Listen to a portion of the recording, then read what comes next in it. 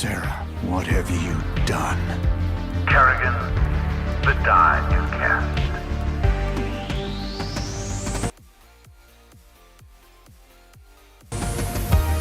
This is the last day. Your swarm darkens the sky of any planet. Forget Minsk. Forget all of it.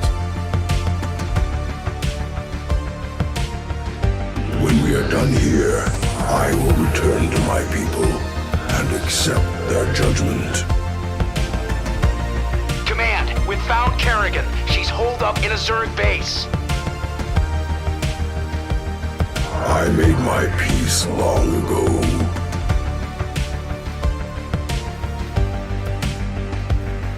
Consider it done. For ire. Indeed.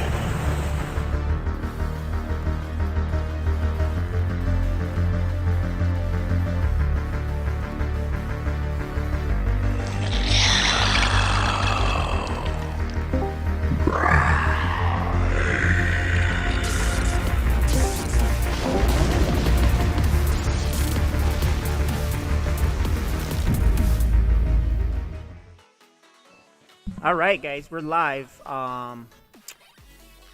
We had a little bit of a delay, as you guys have noticed, but I'm here with Hyper Turtle Hey,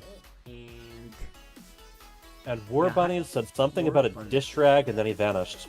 I'm here here. he is. He's back. All right, we had a slight delay, guys. Had some real life issues. We're all volunteers for this league, right? So stuff happens, and then additionally, I was having issues with my OBS. So I had to manually start it and re-edit the title. So I'm running the production, as you guys all know, but you guys will be helping me cast. What do you guys think? I think we're gonna help you cast. I think today's games are going to be hype. Yeah? yeah. So tell us about the games. You know, we didn't even have the usual banner, right? We didn't even get to do that. So while I work on things like that, why don't you Okay. talk about the games that's coming up? Well, they're all people we know pretty well, aside from Noob Lord, who is a fairly new lord to this season. I don't know, because of the delays, I don't know who's going to go first, but I'm really looking forward to Uber XL Kitty Cat Gamer. I like the family games. Yep. The inter-family games, huh? Yeah, yep.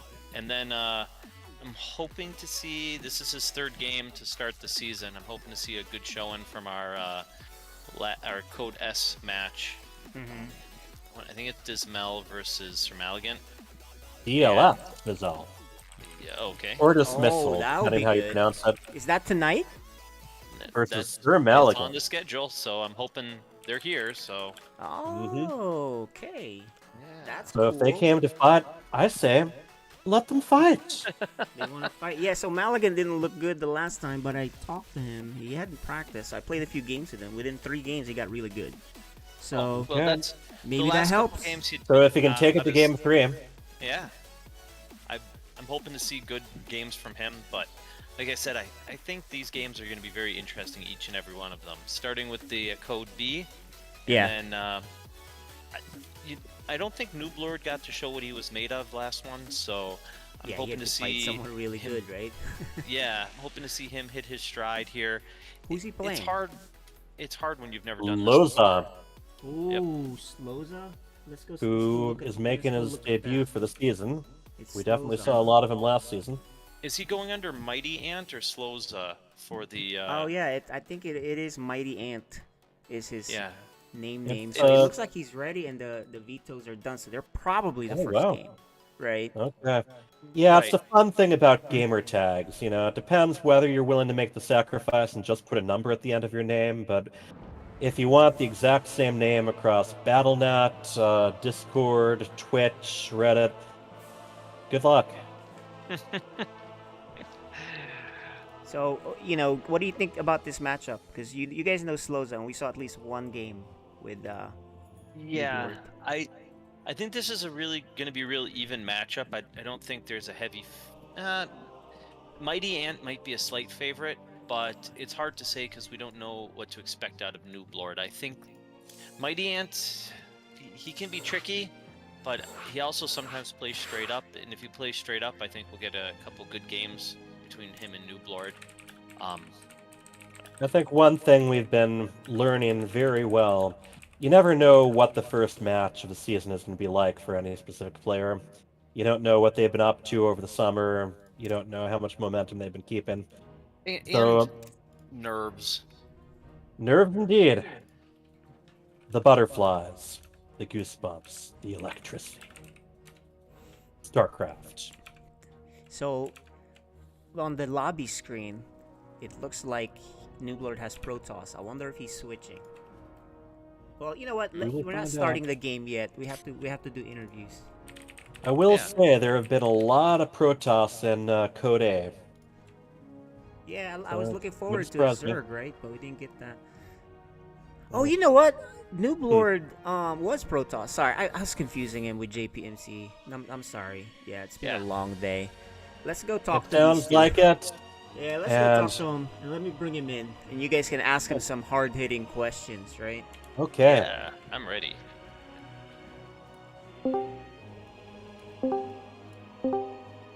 All right. Bringing in is Sloza, aka Mighty Ant, and Nooblord. So Hey guys. Hey. Hey. And in game, he will indeed be Mighty Ant. all right. Welcome back.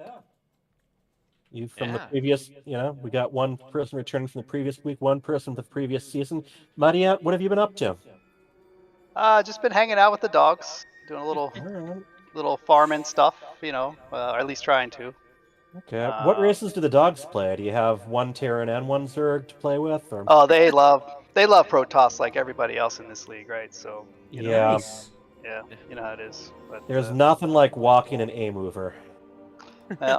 So I guess Just the how it goes. question is, have you been preparing? We have fun in this league, so preparation, you have different levels. So I have a couple things that I've seen, Okay. so we'll see. All right. And Nooblord, have you been getting ready for this match since last week? Yeah, I've been playing a little bit. I have a few friends I've been practicing with. Zerg against Zerg, a little bit of Protoss, and some Terran as well, just so that I could kind of get used to getting better reads on what my opponent might be trying.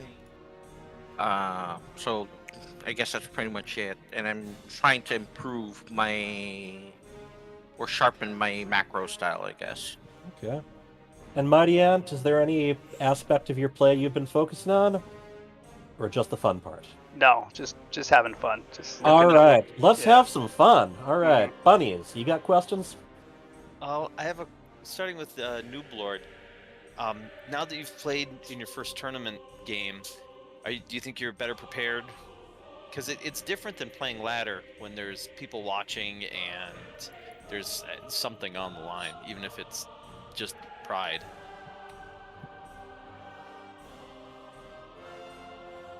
I'm trying to get into the spirit of having fun with this tournament. So I'm not really into the trying to I didn't join this for the sake of, Winning. yeah.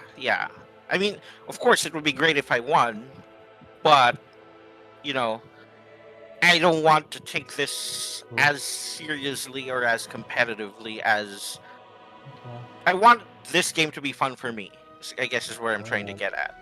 Well, I think you've got the correct opponent tonight. Mighty Ant's known for his interesting playstyle sometimes. So, Mighty Ant, you've got some fun builds for us tonight? Maybe. Maybe. They might not be so fun. We'll see how it goes, right? Yeah, they might not be I'm fun looking for forward me. It to it. might be fun for him. Yeah, Fun we'll for see. somebody, that's all that matters. That's Yeah. all that matters. Yeah, that's right. It'll be fun for the viewers at a minimum. Any final questions for these two? No, I Time think for we're talk is over. I ready think to go. time for fun is here.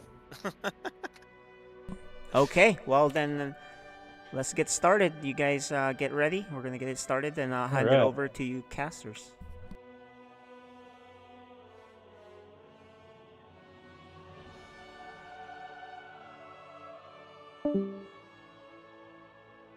And let's show the map selections. What do you guys think about that? Let's take a look. Well, we got it's- Stargazer as his game 3. That's the fun one. Yeah, I don't. The rest are, more or less the standard layout, although we got Data C with a lot more narrow pathways compared to Inside and Out for game 2. I think Mighty Ant has a cheese plan for Data C. I don't know what Noob Lord's got, but I think Mighty Ant sounded like he had more up his sleeve than he was willing to admit. So I expect an aggressive play style from him, and then something you haven't seen before. Something, I don't know which style, but he's gonna be Protoss, so maybe Proxy. Protoss versus Protoss. There's nothing more fun than clowns, right? Something a little clown fiesta. I don't know. Yeah. Proxy Void Ray, Proxy DT. So Well, as Tychus Finley said, I believe making a reference to Predator, gonna have me some fun. I'll let you do the intros. We're about to start. Absolutely. I've been preparing a lot of strategy for these intros. I do like that it's diamond versus silver on the screen. Allegedly. Yes.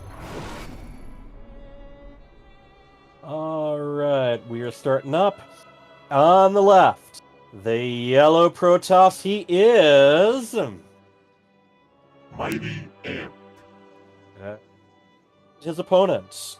On the right, in purple Protoss, we have... Noob Lord. Alright. So Well, we're I was wrong. That's a very standard Protoss opening low ground expand. Yep. Out of Mighty Ant. I like the purple. It just might be just me, but I like Noob Lord's purple. The Protoss Yep. looks pretty in it. It goes very well with the Fort skins. I know that from experience. I've got a lot of work I've done with that. So both like early scout mirror build. Mhm. Yeah, they're erring on the side of caution here. One Yeah. building on the high ground ramp, one building on the middle ground ramp, guess you'd call it, since we do have naturals that have very wide open ramps, but still give you the benefit of the high ground. Yeah, it's like I said. I expected this one to pick because there's a lot of good proxy spots, but Mighty Ant seems to be playing it straight up. He's Okay. nearing his 400 minerals. Want to see if he expands or he drops to both. Okay, so one gateway, and the other one. Probably saving up for a Nexus. I'm gonna say he's gonna Nexus.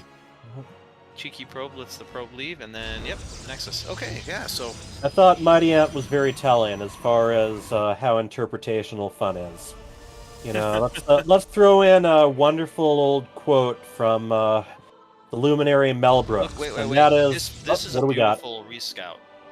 The Okay. probe came back, so he really knows what's going on. Noob Lord, that's very important when you at our level, just Yes. to know what's going on. He hasn't really missed a beat on his macro or main macro. Sorry, scouting sometimes at our level that you'll miss something like that. But that was really Sometimes, and he has those stalkers queued to walk a little ways out.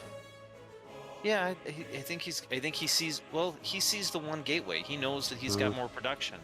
Now we do have a Nexus on both sides now, but with Mighty Ants, bit ahead of almost complete actually.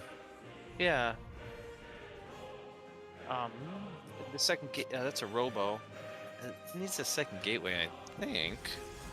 I don't know. 1-1-1's a Protoss build, but he's making it one. So. Looks like he's getting ready for a little poke.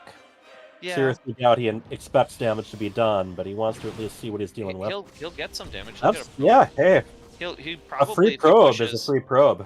If if he pushes. Oh boy, that looks He's- annoying. No, he can't. He's got to fight. You got to fight here. You got to fight. Yeah. Fight. Yeah, citizens arrest. Use the probes. Yeah, sure. Fight him. Now, You gotta. Oh, they're not making their way out. They are staying a nuisance. They are standing right behind the mineral line, which makes them Yeah. hard to reach and makes mining something you have to think twice about. Yeah. We have a shield battery. Yep, The coming right Immortal's up, and an going immortal to on the get way. out. If he focuses that pylon, though, I think. Oh he can get boy, it yeah, before the immortal won't gets make out. it. He's got Ouch. might. Oh. That is game. one immortal that ain't gonna be visiting us. Ah, What do you call an immortal that never gets born in the first he's place? got to pull I mean, his probes right now. He really okay. needs that And he or- needs to chrono that battery immortal over- right now. Yep. Battery overcharge isn't bad either, though. But No, yeah, but- stay by that battery. He's only going to get the immortal. He has no gateway production. Nope. So he'll be able to push this back, but they both Barrier came up, went down. He is cleaned up, so we're Wow. gonna see more of this. yeah, Sloza can spend his money, and you know what's weird is he's with all that time, there was a little bit of must have been quite a bit of a lull there, even with workers. Well, one of the deals here is, yeah, Mighty Ant got the Nexus up first, but he didn't get to do anything with that aside from use the Chronos. Right. That's very close. To That- just. That getting could have been a down. lot worse. Yeah, if Noob Lord would have focused the second pylon while it was building, it would have Yeah. really been kind of it. Honestly, he was also in a pretty good position just to use the wall against his opponent. Yeah, standing the other side. As long as he keeps vision. Speaking of vision, we do have an observer on the way, and we have Citadel. Is that no Twilight Citadel. Council? I was gonna say like I'm falling back. I'm regressing to a previous life in Brood War. yeah. Yes, It's charge. Twilight Council. He's got to go charge because he's warped in zealots, or he can do whatever he wants, I guess. Oh, boy. But you just So let this is what theirs we call a charge. gateway explosion, right? All powered by one pylon, but hey. And the probe is able to squeeze out again. Yeah, that brings is that 7 building, 6 buildings, 7. That brings him to 7. Yeah. I mean, you want to get 8 gates, so it's not. And he does Nothing have crazy. the first one repowered again. Yep. So sending in Hallucinated Phoenix. Get a read on what's going on. Yeah.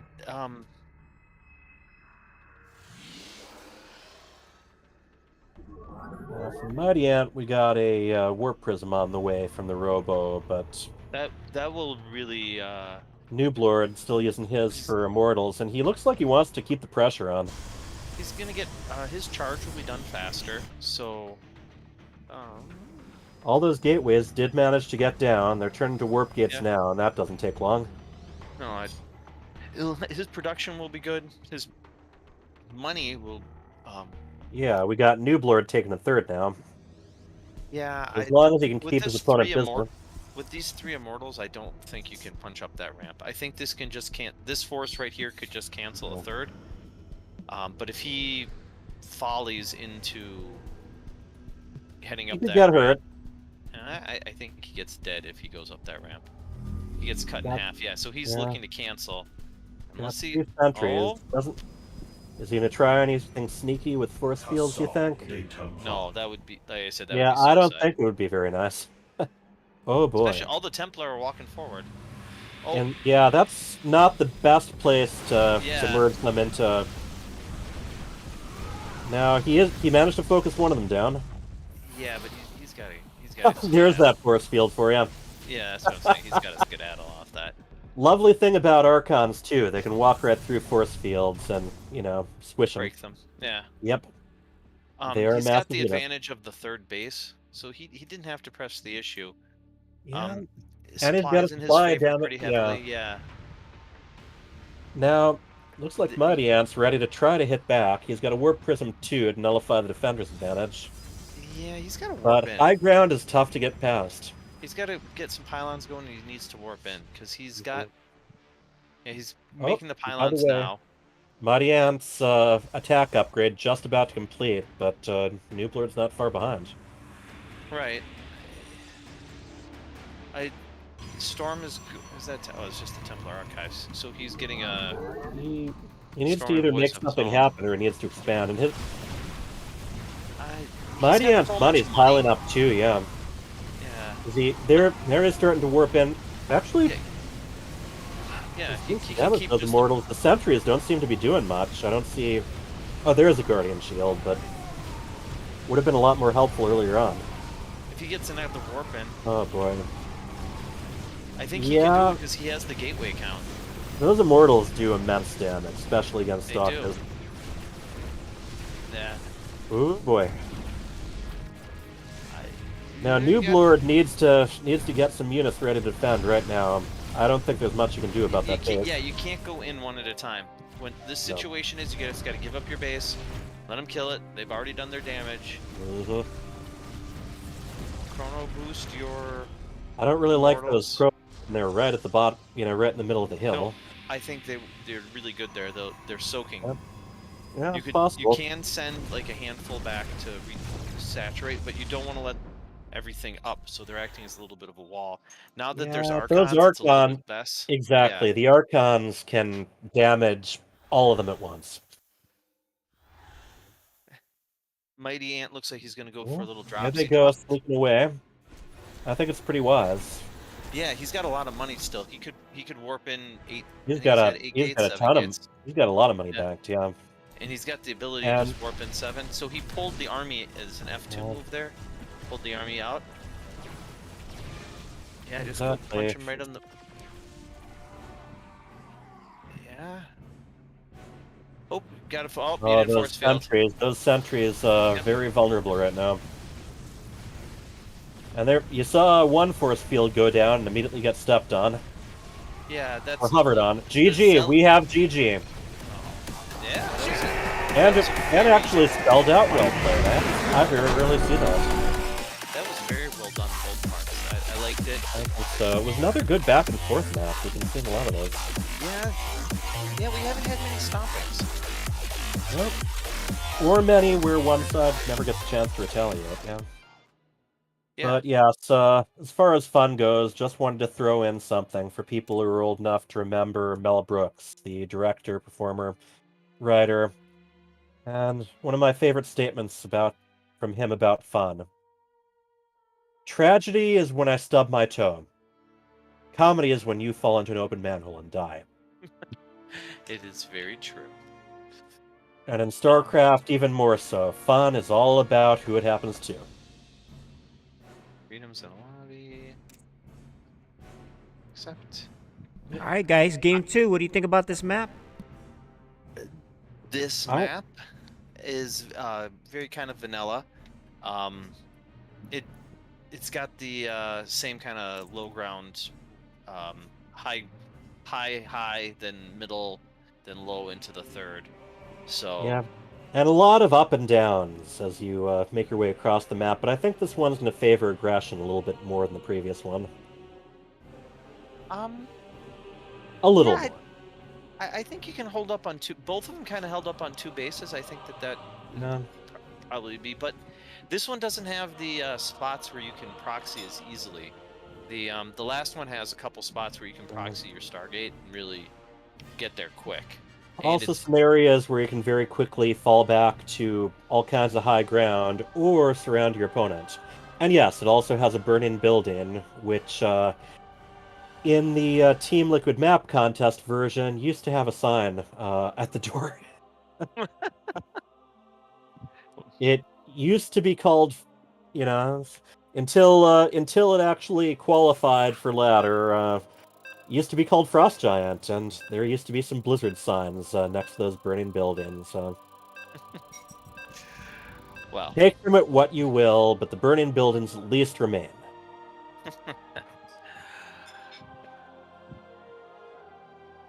I expect more aggression on the board this time. Nope, David. Okay. Get ready. Set. In the upper right, the purple Protoss, we have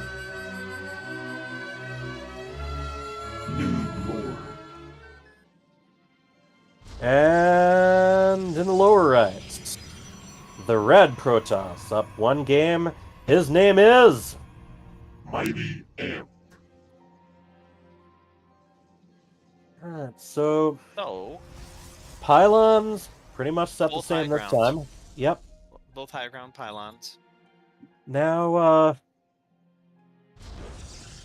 Mighty Ant's really close to the ramp. You think he's trying to wall off completely? I think Mighty Ant went gateway, so I don't think that's a That full works. wall. Yeah, I don't believe But I it don't is. think you can get Archon out, so. Yeah, so he wants to remember to wait a little bit before he merges them. Yeah.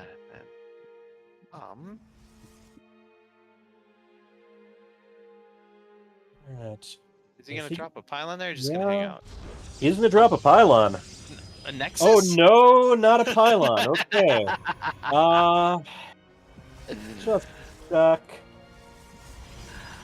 I don't know if this still It is out works, of but it's- view, and there's a massive area there. That little dent there, but I mean, it doesn't take much for a unit to sneak a glance at it on its way almost anywhere. Yeah, So, I guess what we expect is a offensive recall. it's what else could it be? A Pretty spy much. rush? Looks like we're starting with zealots. Yeah, it's got to be an offensive recall, but is that worth the money? I don't really know if it would be that much. I mean, that much more of an advantageous position than if he was on the other side of the wall. If he just put it down here and put in a pylon and just flowered it. The old put your 4 gates right in the front, build zealots and make him fight them. He's still I've been He doesn't following have- New he doesn't Blood's have vision. He a, hasn't seen it yet. Nope. He does not have a pylon next to it, so he's not going to be warping anything. Yep, there's that recall. Yep. Oh, he just 4 zealots. So, and looks like he's going straight for the pylons. pylon, yeah. Well, Oh, you gotta kill that yeah. pylon. Don't get doesn't work. distracted by the squirrel, people. Yeah, you gotta kill that pylon. That's the only thing you can do. Kill that pylon. Okay. Yeah, I'd Does pull all the this workers, but work? Yeah, you've got to pull the boys on this. You got to pull them all. Oh, yeah. So I think this might be over. He's not handling it correctly. He's just letting the. Yeah. He's kind of shocked. Yep. That's yeah, it. that is GG. And nice one. Well, that is a thing. That was a thing, and that thing just happened. This is what I expected from the first game, but the second game that was even better. That was Clown Fiesta. That you don't get more fiesta than that. That was beautiful. Well, that was a crazy second game. We gotta talk to Noob Lord. He's laughing about it. What do you think, man? Did you get a read on what happened by the end of all that? He's muted by yeah, we don't need to do the mute admin because so Noob Lord, you were laughing about that, right? What did you think? Tell us. The second game. Still laughing. He's muted. He's Laughing, muted. but- He's laughing though. Yeah. Yeah, hello. Sorry about that. Yeah, that was yeah, well played for the guy. That I got outplayed there. That was like SOS. Was that SOS, Mighty Ant? Yeah. Yeah, SOS Florencio, right? Yeah, I think that one was Dark Templar, though, wasn't it? A little bit further in. Actually, no, I'm No, thinking what of a was different match. There was that one match where it was like there was the Nexus recall, but it was all just a bait and switch for a hidden pylon to warp in DTs. So why Anyway. don't you guys go back to game one? Let's see if we can get some answers. Yeah, let's from start these with game two. one. Now, Noob Lord, you were going for aggression there. How do you think that worked out? Yeah, normally that that was a sort of strategy that I saw somebody try to pull off from before, where that was supposed to be originally a scouting unit, the first two stalkers, but they will try to do some degree of damage, but it's not really meant to kill the opponent. It's just meant there to slow him down, so to say. But I did not notice that he already had a second pylon building Okay. after I wrecked the first pylon there. And then when I noticed that the Immortal was out, I was going like, okay, this is going to turn south. And I needed to start building my own Immortals or Void Rays to counter that. But I noticed on that he started adding Archons in. So that was really going to counter the Zealot meat shield that I was supposed to use. So that's where things went south for me really there. You know, Noob Lord, let me say something. That first game, you were in a great spot. You actually had the worker lead, the third base. Your army was big, but it was just an engagement thing, right? Can you spot the part where was it just the Archons killing everything? Oh no, it was the Warpin. The Immortals. The 4 Zealots first drew him out, right? Yeah. I think I still had a standing chance by the time that he went into my base. I managed to pull my army back enough of it for me to go with a fighting chance. But in that last part right there, I didn't have a battery in my base, so and he had more Immortals, so and they had a mostly Stalker composition, so things really went down there. All right, War Bunnies, go ahead. You guys, squeeze in as much info, because that was a short game. This is game 2, so we gotta make up for the time. So I was gonna say, Noob Lord actually, and David, that first game is kind of their Achilles heel. You played you really played well until you hit kind of the mid game. You went to scout to cancel his third, and you did because you noticed he didn't have a third. You had your units there. And as soon as you noticed you didn't have a third, you kind of left your units out in front of his base to get jumped on. If you would have gone home as soon as you realized you were up a base and he was turtled on your own. I could have gone. Yeah, I could have gotten ahead further instead of trying to push that in. Yeah, because it gets hard. Us lower end players, it gets hard to manage all the things that are happening. So I think that is one of the things to work on. I know as a low APM player, managing what you're really picking what you're focusing on, because you really played very well the first game. If you would have noticed that pylon building, the game would have ended right there. 2-3 more shots of your stalkers, you had him. I thought it was going to end right there. You just unpower and start marching your stalkers across the map.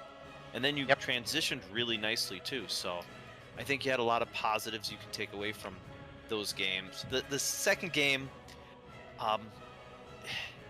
it's funny because if you would have just fought with your Freedom talked about this earlier. In our level, we never think to fight with the probes, and it gets caught. It's weird. The middle level, you don't think about it, but if you would have pulled all your probes, citizens arrest those zealots, and then gone back to work, you probably would have lost a handful. You would have been down a few workers, but he had a nexus in your main, and you would have been able to pump and make it back up.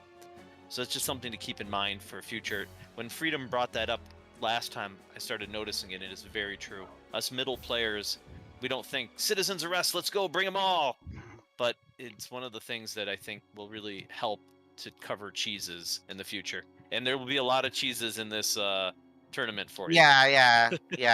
I did notice that, but hey, it's part of the game. It's try super to. fun. And Yeah. then when there's a probe in your base, you check that probe. Yeah, never trust a probe. Absolutely not. Yeah. I Yes. should have remembered that lesson from watching Winter's streams, because he did mention never trust a probe ever. I like that. I didn't know that would have been perfectly out of position. Mighty Ant, had you checked to see that wasn't going to be in his vision at all? Is that just a dead spot that the gas miners don't notice? Yes, and that map is actually good for that because it was done to me, and I was like, huh, how did that happen? And then it's just that one spot, right? It's something to keep in mind. There's always something to learn from your defeats. And Yeah, one of them is that you can be just as crazy as the people who pulled one over you. Back to the first game, what was going through your mind when those stalkers got into your base? I Yeah. thought Were I you thought it was going to be a quick one. I was like, oh no. I was like, I thought this was a kind of a safe build because that's Yeah. I knew I was going to get out macroed, out micro too. But I was like, let me build a safe. Start with the immortal to get that out there. But then when his 2 stalkers showed up, then I had the 1, and I forgot to build a shield battery right away. I thought I was dead, and then I was like, well, let me just keep fighting here. And then I knew I was behind in workers, so I was like, I have no choice but to kind of go all in on 2 base with not even fully saturated on the natural, right? So I just kind of got lucky there. Yeah, you that was correct decision making there, if I may say so. I made a bad one when I noticed you didn't have a third, and I tried to press that. I should have just gone back ahead, tried to go further ahead rather than trying to fight that engagement. Yeah, the original plan was to take a third, but then when your guys are out there and you got that much farther ahead by killing my probes and delaying. Like I knew I was way behind, and I wasn't chronoing the probes out. So I was like, well, this is my only chance here, so I gotta go, and that's what I did. So. And of course, Charge Lot to Mortal Archon. It's a classic combination. Don't see it as often as you used to, but it works. Yep. Yeah. All right, well, that was good to see. Good games, guys. Yeah, that was a lot of fun. Yeah. It's still early in the season, so who knows? But Mighty Ant's starting 1-0, huh? What do you think, Mighty Ant? You feel good? Well, I started 1-0 last season, and look what happened. So, All right. I managed. Well, where's Deepu? I managed to just barely beat Deepu, and then after that, it was all downhill. So, yeah, but that's still fun, though. This was a lot of fun. I Actually, like Protoss. You can have your revenge against Deepu if you're going to Sidestorm Oh Cup. no, I shouldn't have mentioned it. Sidestorm Now Cup he's in, never mind. in I Cheesadelphia. forgot. So Yeah, if you go no, there. I think he's got my number, but we'll see. Yeah. All right. Well, we'll see you guys later. See you later again, Noob Lord. You got a pretty good attitude. You have the right moves. You barely lost game 1 and game 2. Hey, sometimes that happens, right? Yeah. Okay. Nice playing with you, buddy. Yeah, Ivan. Yeah, good to meet you. I'll see you soon. Thanks. Sure. Yeah. All right. So, Who do we have who we lined up got next? guys? Who do we have next? I think it's the match of the evening. I think it's for a we see battle right for here. the household, mom versus daughter. That's right. That is Miss Uber XL and Kitty Cat Gamer. They played before, and I think let's bring them in. Let's talk to them. Yep. Go ahead. Yeah. What's up? Welcome back, ladies. Hey. Yeah. You, So you this guys excited for tonight? Meadow, are you excited? No. all right. Let's rock. What happened? Do you guys remember last season's match between the two of you? She just got back from softball, so I don't know if she's ready or not. She's got a Baneling bus waiting for you. Probably. We all warm up different ways. Don't worry about it. She's been practicing, you know it. She's not gonna let you rule the roost. Nope. 2 of you know each other pretty well. What are you expecting from each other in this match? I expect her to cheese me. Okay. I think Daddy's been in there telling her to do that, I'm sure. I haven't said no. That's right, Cyan. Always deny. Always deny. Did you get a chance to watch the VODs? Because last season, I looked at Season 5 results. It was 2-0 for you, Kitty Cat Gamer. I think you won with a lot of roaches. It sounds like you guys don't remember. Oh, I remember. Enlighten us. Meadow, you're being quiet over there. Yeah. Just gonna let the her actions do the talking. You're just gonna bop her again. Is that right, kitty cat? We can't hear Bunny's you, been Meadow. invited to the lobby. Is she not? Can you not hear her? Has she said anything? Kitty Cat, tell us about what you've been busy with besides SC2.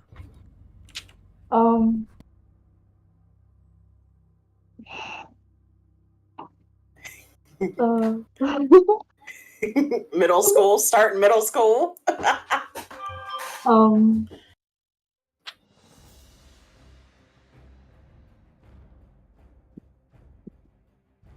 I think the cat's got her tongue in there. Yeah, you heard it here first, folks.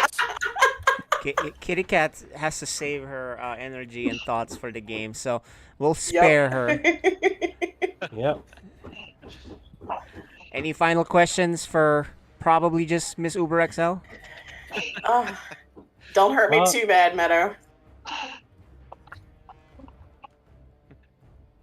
Miss Uber Excel, you ready for the early cheese? Oh yeah, I'm sure. Yeah. You can't let the children push us around. Us parents gotta stick together. Yeah, I'm gonna try. we're looking to you for inspiration here.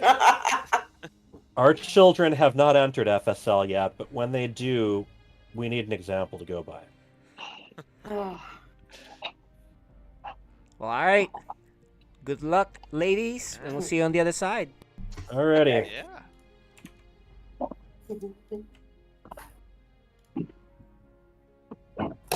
All right. We are ready to go, and I think the kitty cat's gonna let her actions do the talking. What do you think? Kitty Cat Gamer is the more skilled player. Generally, this is going to be very interesting because last time Kitty Cat just kind of ran her. Miss Uber XL wasn't very happy about it, so I think she put a little time probably into it to make sure that doesn't happen again. But you know, Cyan's been just, hey, listen, she's got this weakness. Go bop mom. Go. I think it was like two hatch roach rush last time. I think both times basically just smushed her. So, honestly, that'll take down some pretty good players, you know. It doesn't take a lot. It doesn't take a lot of micro. All right, well, no. Here's the map selections, and we're about to get started. Yeah, and we are starting on Stargazers. That's, that's the weird one of the map pool right now, complete with a pocket natural that you've got minerals in the way of your main structure, and you got a ramp that's blocked by minerals. I don't know if those are going to come into play. And knowing their play styles, I don't know why they. I don't understand why they picked any of these maps, but They might not have sampled many of them. Because this one has a star in the middle. Okay. And when you wish upon a star, your dreams come true, people. I was wishing that the game would be paused. Okay, production issue. That was Freedom who paused it. Yep. So we will see what happens. Hey, Bunnies, do you have a favorite mother-daughter rivalry from TV or the movies?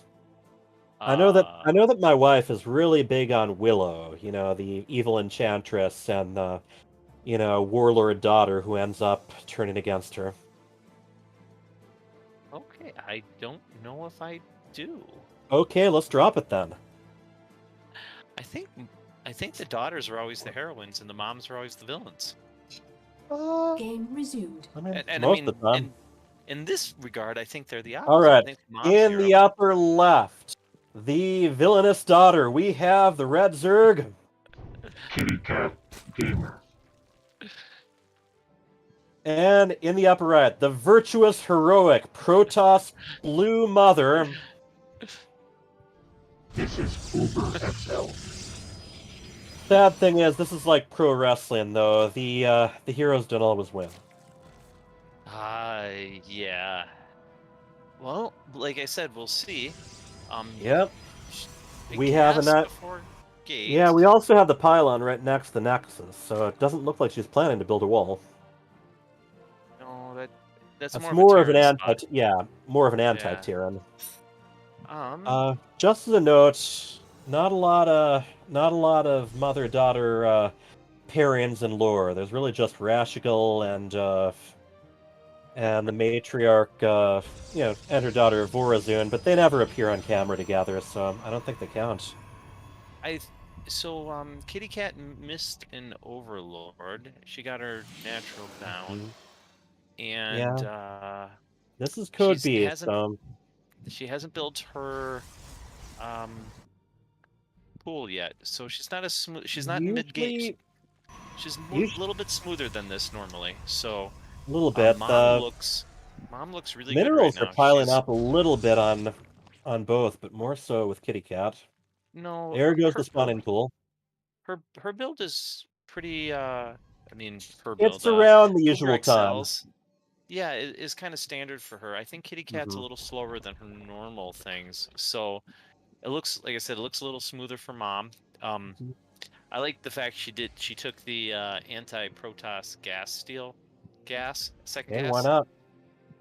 But the big thing is, if she's going to take that second gas right away, she's got to make sure that she has something to end it on. Where is she going? I don't know if she. I think she's don't making think yeah. I think this is a mistake we actually saw the first night that we were cast in, and that's that this map is not your usual format as far as where the natural is. So this is the second time we've seen someone defending their pocket natural. Yep. Whereas you've actually got minerals there already, so unless they bring some workers along for the initial rush, which I mean is an option. She's a little bit disoriented. Kitty Cat has smoothed out her build. Things are she's a little behind, but speed's on the way. Bunch of workers, a couple lings. Also taking the gas a lot earlier than your average Zerg. Yeah, that's one of those. She is saturating it. It's like she hadn't saturated it yet. Yeah. Typically Zerg focuses really heavily on minerals, maybe even cutting workers from the first. And boy, our Protoss. Yes, our Protoss is going to find that she's guarding the cellar, not the front door. Yeah. Oh, oof. It's only 2 Zerglings, so technically if she gets us around with the workers, she can take them right out, but... Yeah, luckily her pylons aren't... So this might kill the warp gate if... that's...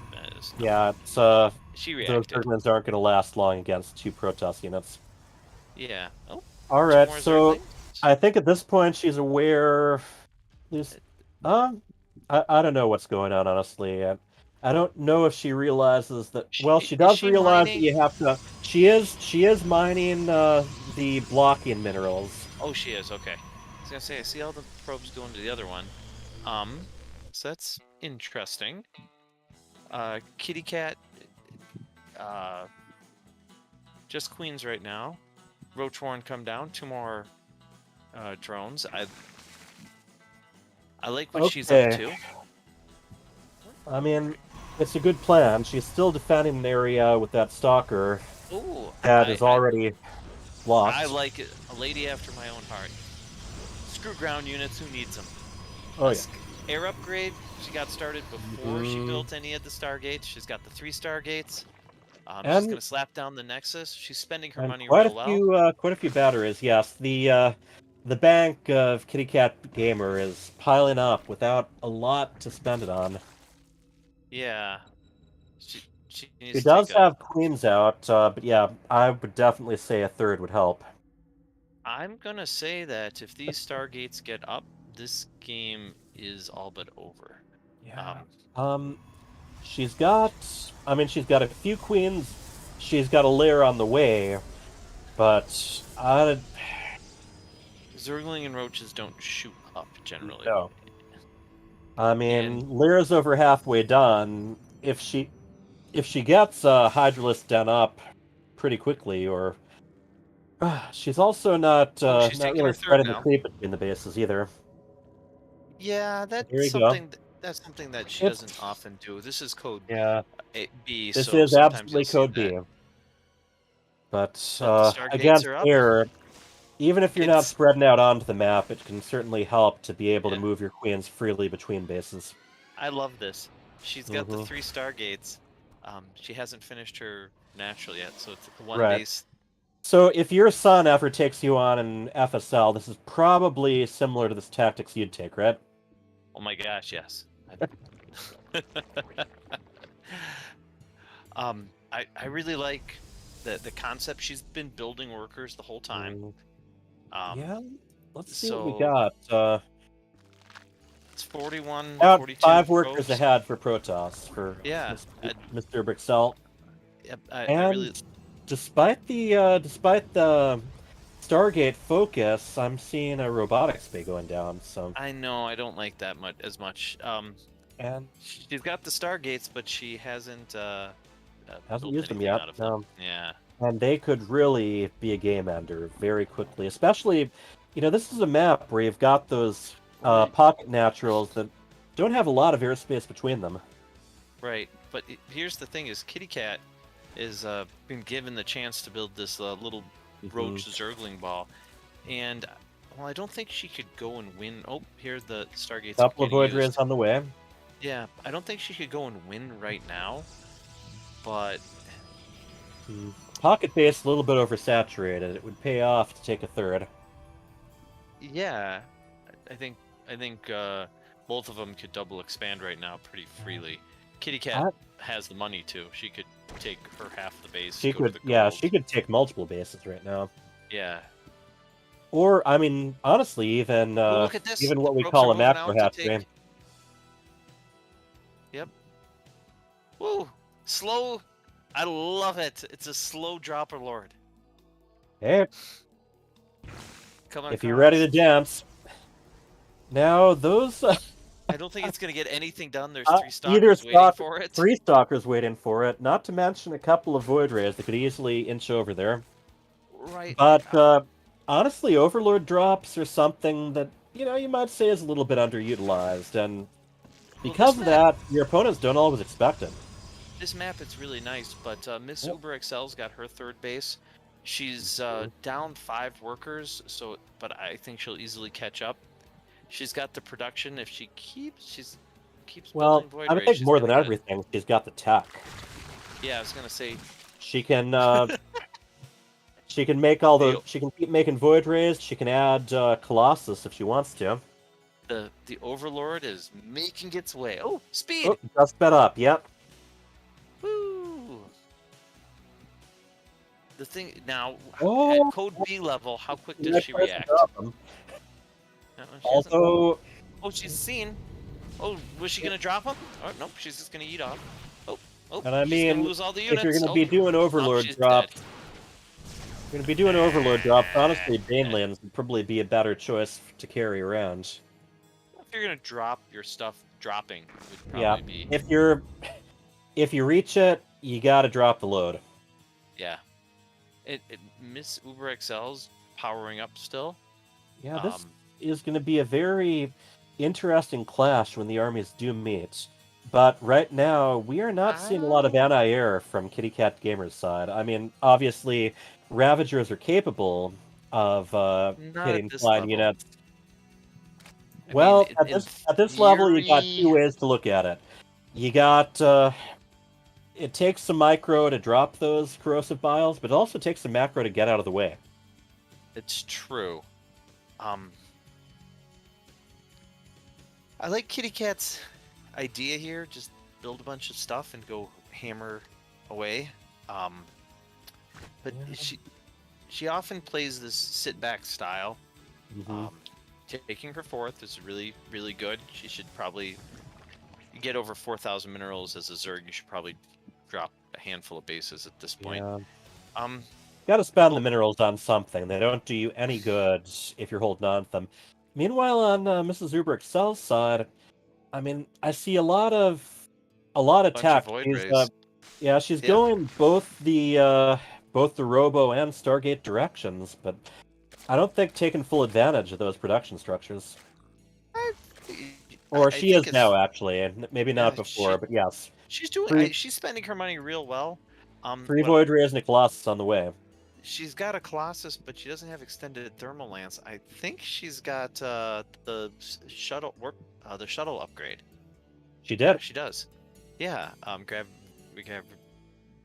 boost. Or- No. No, you're trapped in Brood War now. That's not a shuttle. It is a warp prism. The warp prism. Yes. But I think she might have meant to get extended thermal lance if you're building the laser giraffes. And the upgrade for Warp Prism is called Gravitic Drive. I just went over to the upgrades tab, check that, and now I'm better for it. Yes. I like the 4th base. I like the just building stuff. At this level, just build stuff. Doesn't matter what it is, right or wrong, just build it. Just build. When Right you get now, I mean, she's almost aside from those initial Zerglians and that failed drop, both of them are pretty happy to just leave each other alone. Well, I think she's maxed out. I think she's going to F2. She is maxed out, so I hope she makes full use of that. Because once you, see the Zerglings running back across the map. Yeah. But I do not the believe thing is that's a meat grinder that Miss Uber XL has set up here. Yeah. The thing is, she has 15 larvae. So I don't think she's been injecting at all. And also doesn't have Hive Tech yet, so... Yeah. Right now, I mean, she needs some anti-air. This could be a very unpleasant surprise. I don't know. I think Miss Uber know XL either, and I'm excited to find out. Yeah, I think Miss Uber... I think she's definitely going to win this fight. I don't Well, think there's any...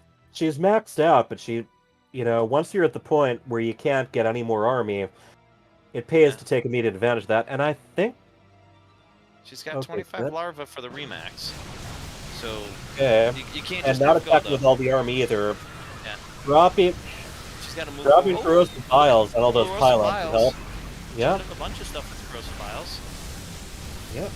But the laser are going to be too much for her here. We're seeing a lot of lasers. We're seeing laser giraffes, and we're seeing laser whatever the heck they like to call Hey, void look rays. at that! She's going to hit the... Look at that! She got one!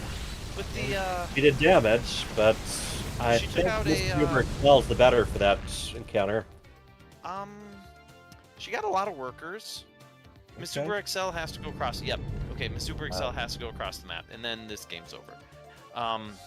If she sits there, she loses, but... Kitty Cat Gamer, I don't think she has a Spire, unfortunately. Yeah, Nope, so no Spire, and I don't think a Hydra this one either. She has nothing that shoots up. So this game She's is... got queens, but queens that are isolated from one base to the next for the most part. She has 6 queens. I don't think 6 queens beat what Probably she has in not. the air. But at least they'd stand a Probably better not. chance. Isn't the question there? Definitely not. Hey, don't doubt my expertise. I think a really interesting thing is I don't think queens go 2-to-1 to Void Rays. just roll with me here. Okay. Let's see the biles. And the really interesting thing on Kitty Cat Gamer's side, she has tunneling claws but not burrow. Well, she's gonna have neither. I think that's a fair assessment. Yeah. Oh, Those, one more! Hit him one more! Oh boy! And I said it didn't counter it. Look at me, how wrong I guy could be. I don't think it's enough, but that was way closer than... Oh, do it again! Sorry, I switched sides. I'm rooting for the kitty cat now. Because those are beautiful biles. Oh, look at that! Bile! Boy, oh boy. Oh! The carrier. Keep doing it! I think both sides are a little bit crippled, but we have... I mean, a bigger army and a lot more workers on Kitty Cat Gamer's side now. I will not believe that Kitty Cat Gamer is going to win this game when she had nothing that shot up. And she actually does have Hydralisk on the way finally. Yeah, she had nothing that shot up, and yet she won. So this, That's awesome. It's not over. because she can still just. It is not over, but if she pressed the advantage right now, with Yeah. with enough Hydralisks behind it, She's up double the supply, easy, and she did a lot of worker damage, and those workers haven't been rebuilt from the first attack. Right. And Right. The third is now almost with 10 empty aside from gas. with 10 Hydralisks, I like 10 Hydralisks versus 150 minerals in the bank versus 6,650. Yeah. Now the question is, when is Kitty Cat Gamer going to try pushing the advantage? 200. She's gonna go whatever the next pops She to go was 200. able. She did have the spare workers from her main to actually transfer to that natural. Yeah, So we got money coming in now for Mrs. Uber Excel. Yeah, she's doing fine. The Miss Uber XL is needing to take another base, but I think Kitty Cat Gamer, this seesawed right back into Miss Kitty Cat Gamer with beautiful biles. Absolutely beautiful biles. We have resonating glaives and muscular augments on the way, respectively. I think a F2A move from the Zerg wins this right now.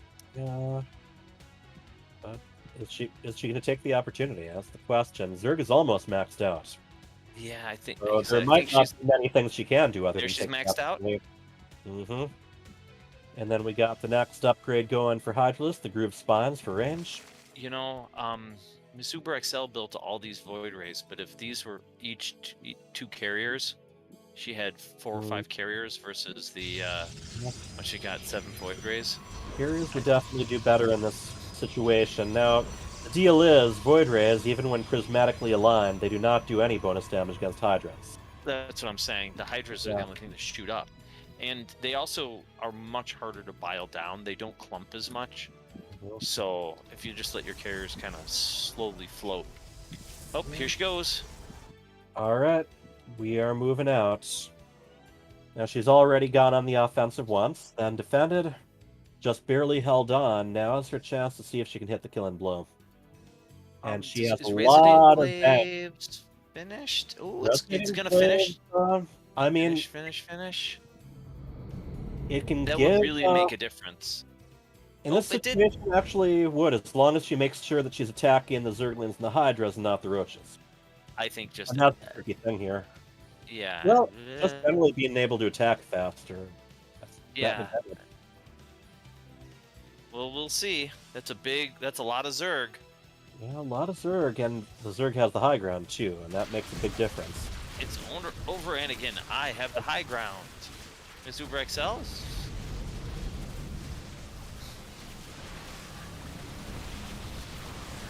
So, we do have prismatic alignment hidden. And she's focusing down she's focusing down the Hydras. And the Biles. Oh, you gotta move from the Biles. Oh, maybe not. Nothing shoots up again, so as long as she doesn't. Also worth noting though that the Ravagers do not count as armored, so Void Rays don't get bonuses against them. And honestly, neither do Adepts. I think the Zerg swarm is going to overwhelm. Yep. As long as it keeps attacking things, they cannot afford to sit there while they get punched on. Oh, those biles. Those biles. I was so very often. Sometimes you get just shocked at something, and it's like, oh man, that was a great game. Yep. Absolutely great great game. game. Stories. Yeah. So the villains.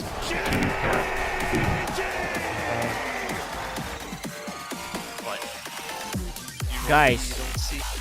Yep. Was that Larry Bird, Luka Doncic, or Sue Bird? That was amazing. From downtown. I called the game early. She has nothing that shoots up. How can she win? Obviously, I didn't understand the power of Biles. Yeah, in Heroes of the Storm, they call him Asmodunk. But yeah, this is the same kind of thing. This is everyone with a lot of balls to throw at once. Yeah, that was an awesome game, and I hope to see that type of fireworks in the next game. Yeah. Code B delivers. Yep. She never went to Hive. She was pretty happy with the Hydra Ravager combo, and it paid off. Yeah. So, are we ready to go again? I think we're still waiting for the lobby to get set up. How are we doing? Yeah, our admin is not making the thing. Let me see if I can make it real quick. Okay. Yeah. So I'm hoping that the next game is as much fun as that one, because that was a blast. Yeah, you normally don't see Sky Toss completely obliterated with Ravager piles, but it's happened to me, unfortunately, a couple times, so I will say it's not. And Void Rays, of course, move a little bit more slowly when they've got prismatic alignment going. Yeah. But even when it wasn't, they were sitting nice and still for those. Yeah. Oh, it looks like I'm playing this Kitty Cat Gamer. Okay. No, you do not want to mess with Kitty Cat Gamer right now. Should run me for sure.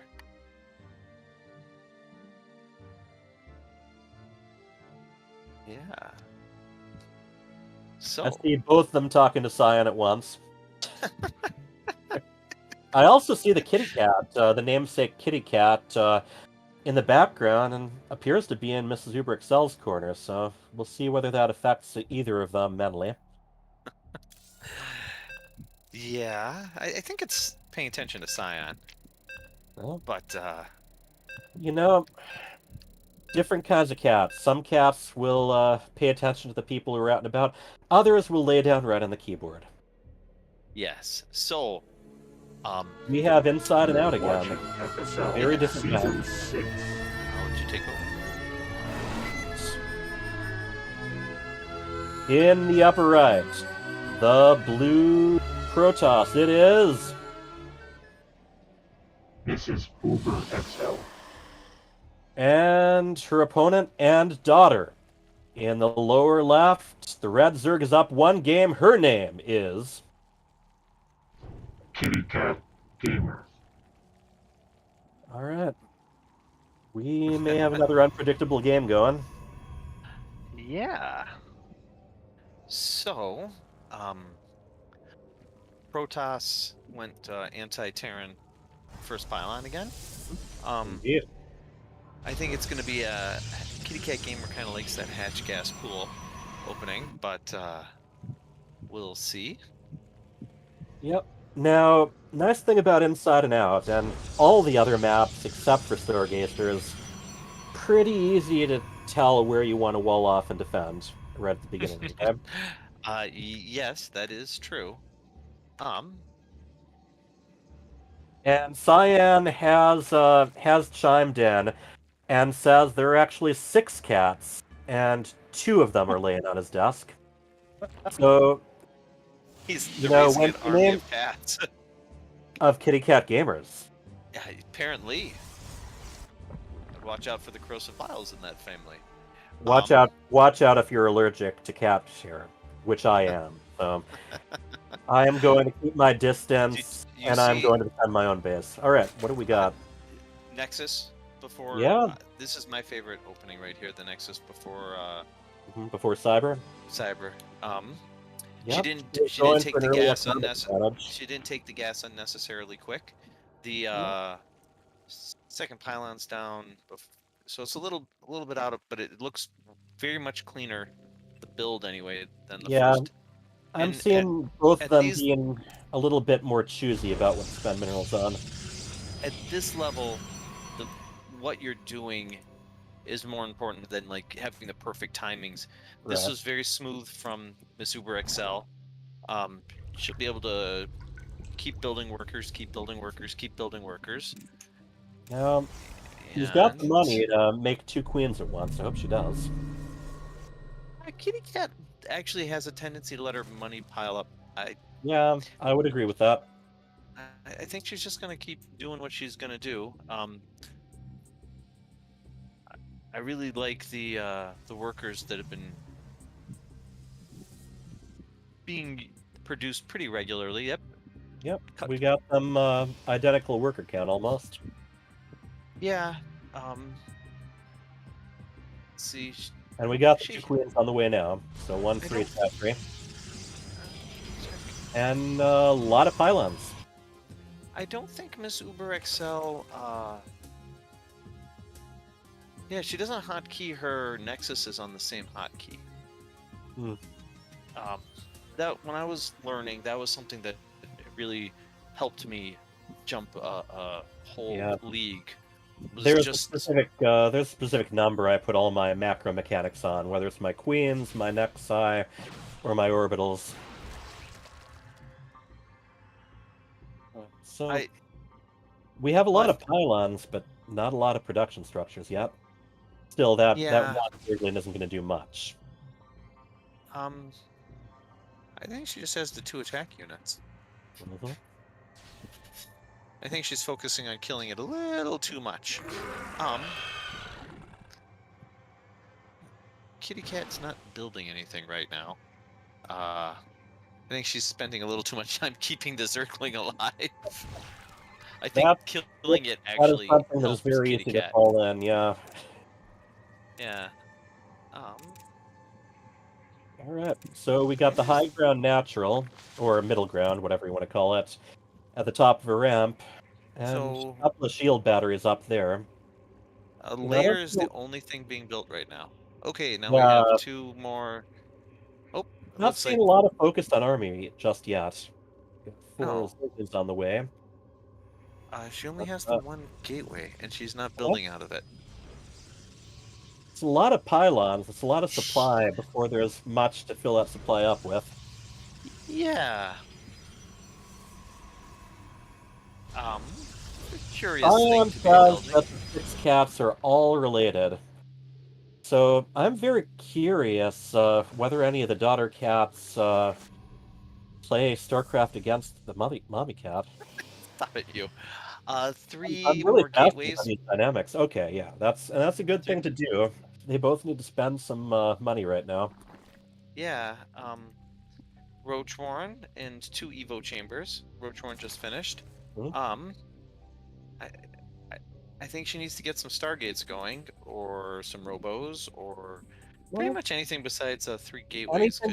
Anything to turn those minerals and that gas into No, armor. no more pylons. No more pylons. Maybe not pylons. But, you know, I mean, Alderis said we needed to construct additional pylons. And Well, she built all the pylons she'll ever made need. an impression.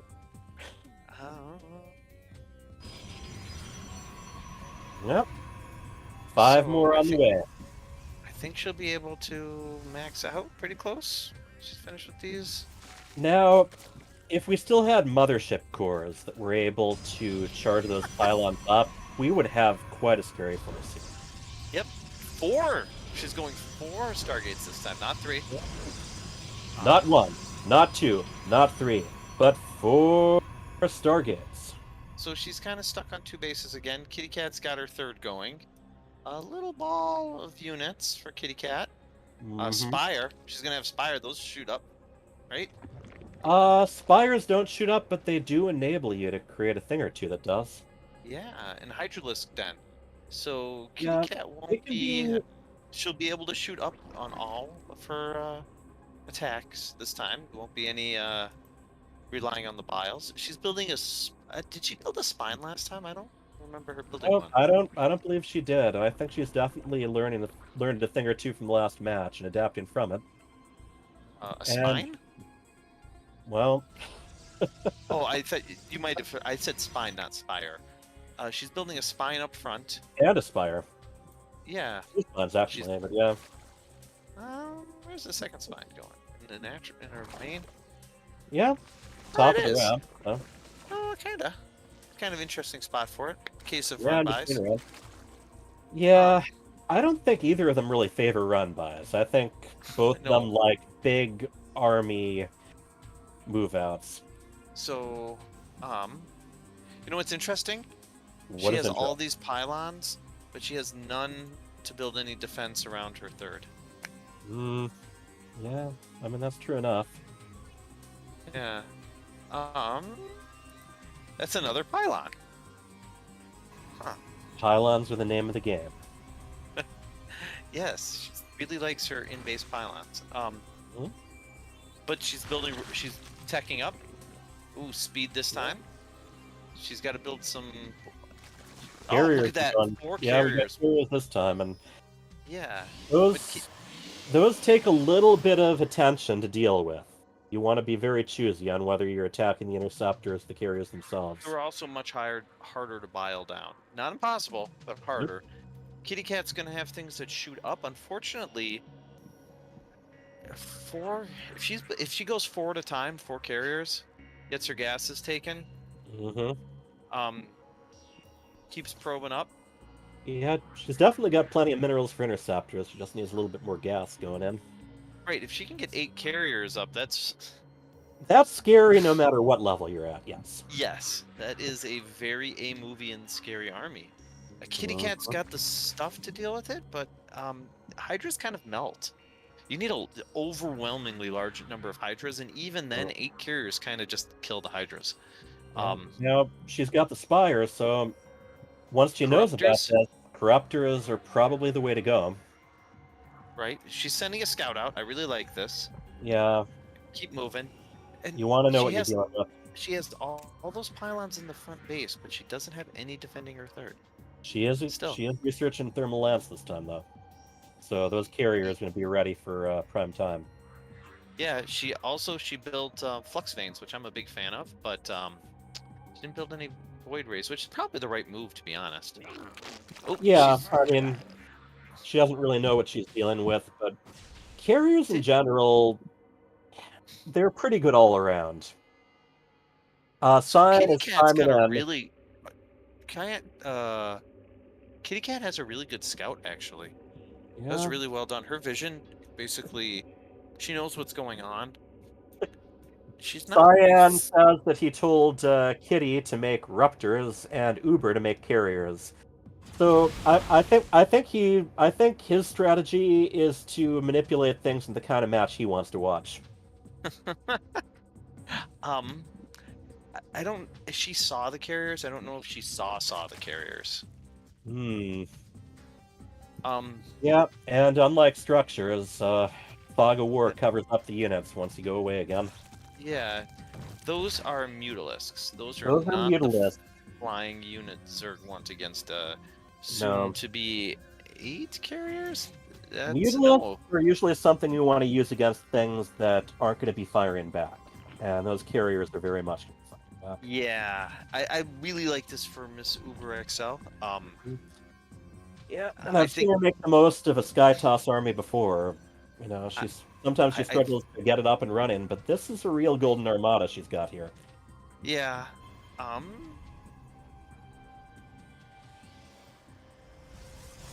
She's got +1 finishing pretty quick here. Armor, which I like. Kitty Cat's saturating her 4th, which is really, really nice. She has plenty of money. Both sides piling up a little bit. The Air Toss army. Air Toss army is at 1-1. If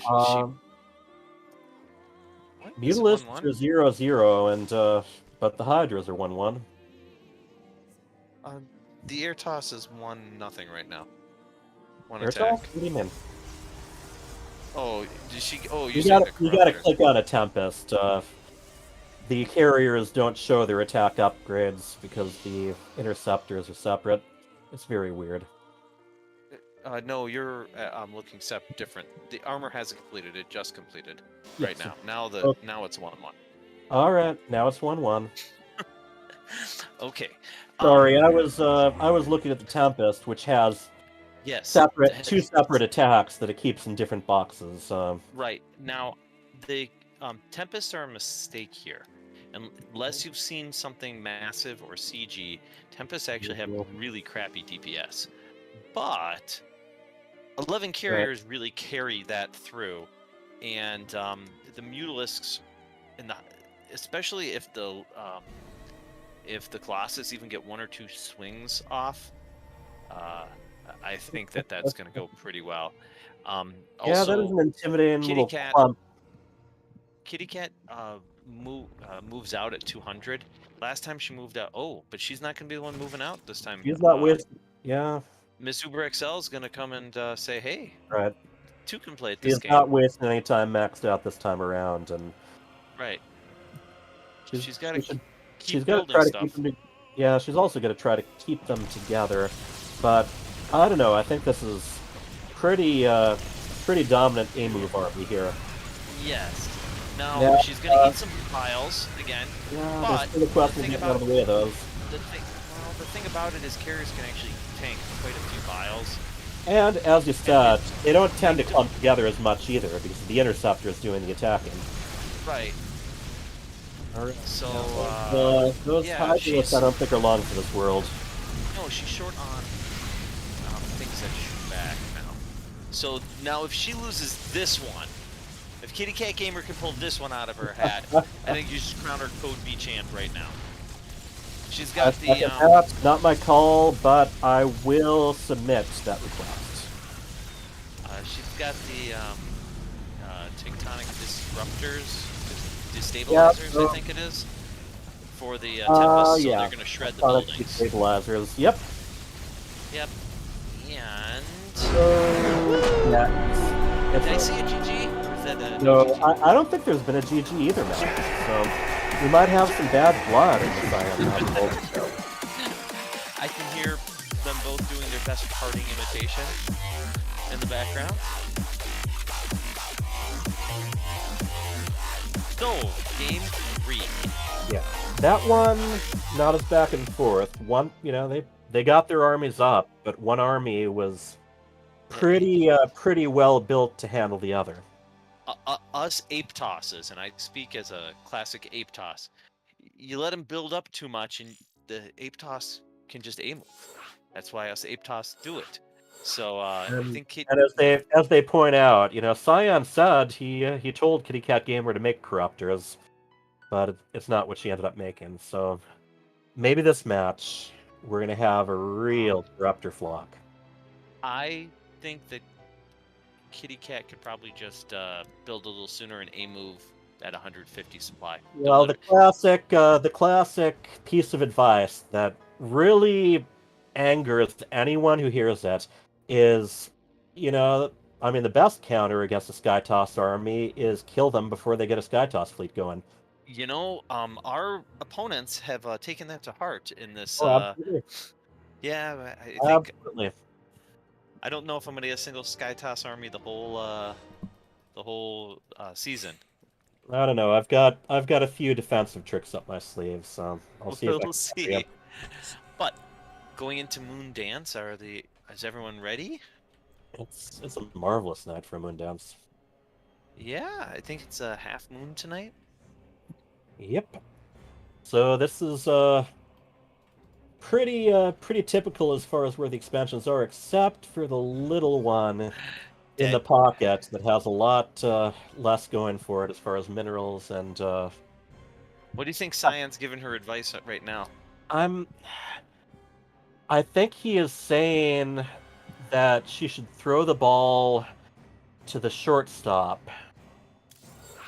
And so, I'm not good at this. I'm sorry.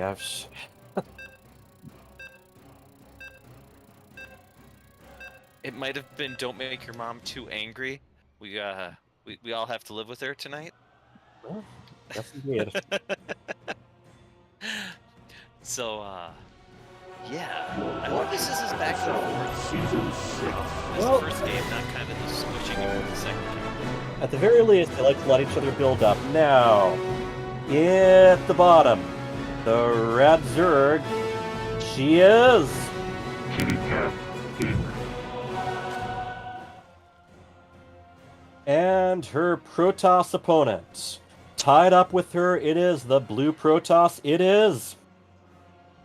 This is Uber XL. Now I realize, what do they call the light blue? Is it Teal. called light blue? Yeah, teal. It's the teal Protoss. I gotta turn in my credentials now. You're fired. Wow. That's it. Freedom's had enough of you. Yeah. You'll never get a Psystorm shirt. It's not You're blue. never gonna get It's teal. You're gonna get never gonna get a Team I'm gonna be Liquid. screaming that in my sleep. I'm gonna wake up in the middle of the night saying, I said teal, I swear! I won't fail you again! Alright, so, Cyan is giving us the behind-the-scenes update. Boy, we should have some insiders, talking about us, from our households. But yes, so Cyan, says, yeah, Corruptor is not Mutas, told her to just, expand as fast as you can, skip Roaches, go Hydra, Corruptors with upgrades, and then focus Fire. It has to be really fascinating when you get to coach, both sides. Both sides. Just What's interesting about that is I kind of think that if she just would have built the Roaches and gone at 4 minutes, 5 minutes, like she did last time, Roaches can't shoot up, but that doesn't matter if you hit them before they have anything that has to be. Upshot, teal. I'm You're tired. falling apart, man. I work full time. All right, I'd like to see you guys try. Okay, so Kitty Cat Gamer, we see, has taken the pocket with less minerals and gas. So I think a lot like Stargazer is. I don't think they're too familiar with these maps yet, although Mrs. Uber Excel did take more traditional natural. I think it's fine as a Zerg. If she has the minerals, she could just triple expand. Just take it right now. Exactly. Hatcheries are good for mining, but they're also good for producing units. Yeah. So, I mean, it's still more valuable than a macro hatchery, as we call them. Miss Uber Excel and her decision that she is never going to be supply blocked. Mrs. Teal Uber Excel. Yeah, she takes no chances when it comes to the old you must construct additional pylons. So Kitty Cat Gamer's got a it looks like a puppy. The drone following the Overlord. Come back here, mommy. I don't know if they're are they both cute over there? Is it trying to get into the Overlord before? Yeah, I think that might have just accidentally right-clicked it there. Probably while it was close to the minerals. I've done that before, actually. What is the over/under that drone lives there the entire game, never moves? I will take good odds on that, and we will check in on that drone. Okay, so I'm forced. I think you're right, but I will take that drone will do something amazing later on. Okay, all right, you are on. It's Probulus the drone. What would Dronulus? What would you call the hero drone? I think Dronatron. Ultraless cavern drone. Absolutely. So just to explain what probably happened there, Overlords by default tend to be, queued to go towards the minerals. Sometimes if you've got a worker, a drone, and you try to right-click it on the minerals, you accidentally right-click it on an Overlord or on another worker that it follows. That's less interesting. We have 4 Zerglings running across, and she's guarding the back ramp again. And this one doesn't even make any sense, because that one just goes to the back. Maybe. She has 9 workers. She's got that. Yeah. She's got that assimilator right-clicked, but if these Zerglings should be able to help Lyra back down to 3, right? Yes. It looks like they will. They got a good number of workers right there. Yeah, I think that was worth it, as long as it didn't that take was too much beautiful. attention. Yeah. The worker count stuff are interesting. Two workers on gas. They're each fully beneficial. The third worker is a little bit less beneficial. And the minerals, it works that way. Typically 16 is the most you can have where they're not getting each other's way at all, but you can get all the way up to 24 and have some of them still helping as they wait their turn. The pros can make 2 workers as efficient as 3 if you micro them correctly. Yep. And you remember Star Deep Mine something? What am I even? What are DeepMind was a thing? Yeah, the Google thing.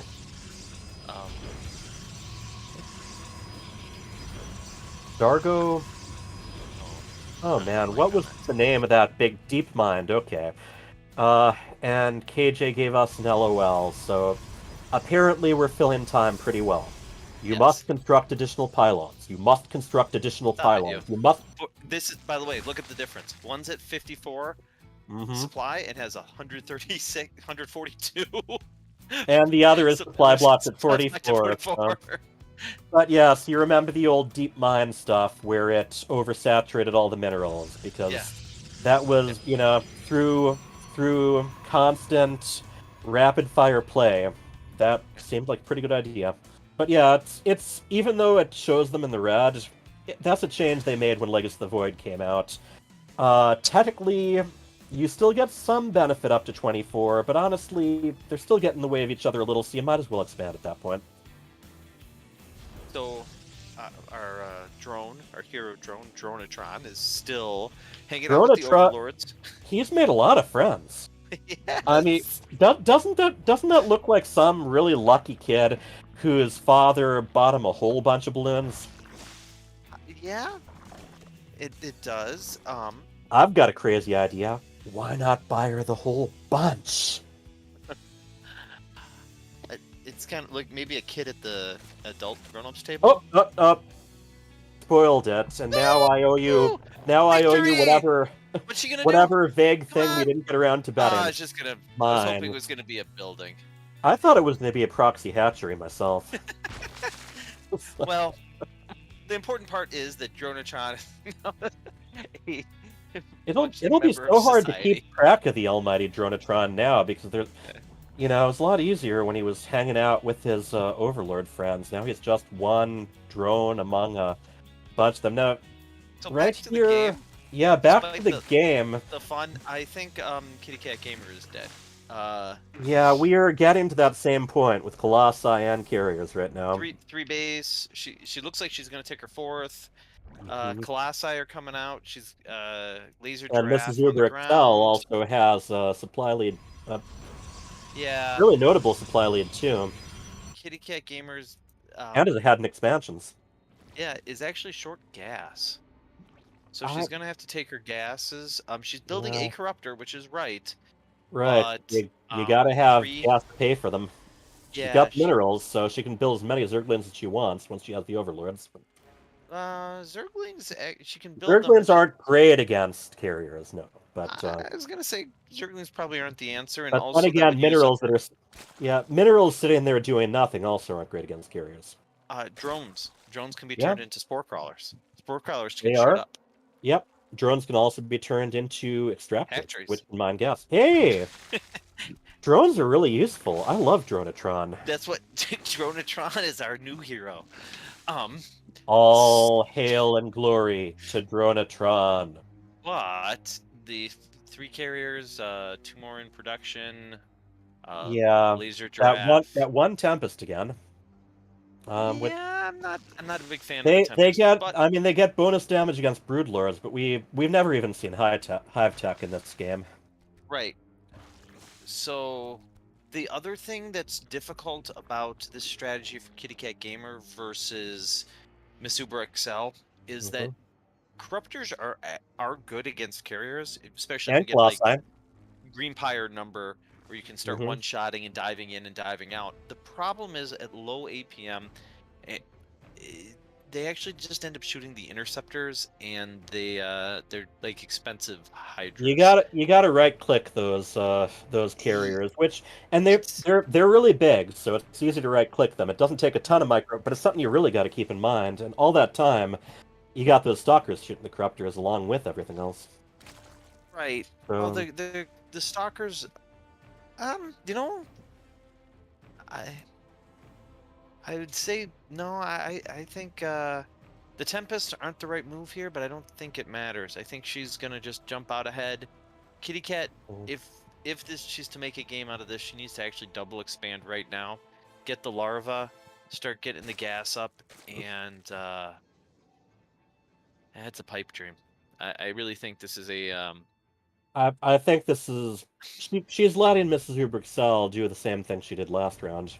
Yeah, I think I this could mean, be a case by copycat. case, and also not really keeping up with supply either. So this Yeah, it's she not does looking have the very good. corruptors. That's the big difference. And I, corruptors do bonus against there's against 0-0 Tempest, but not vice corruptors, versa. So and there's one or, upgrade. I think wait, yeah. she's got the Miss Uber XL has her air upgrades queued, so she's going weapons then armor Mhm. again. Yep. Kitty Cat Gamer's gonna have 0-0 corruptors, probably Yeah. versus 1-1 or maybe 1-0, So depending on when the move out actually happens. corruptors and Tempest both do bonus damage against flying massive units. The deal is the Tempest is a massive unit, the corruptor is not, unless it turns into a broodlord and can't shoot the Tempest anyway.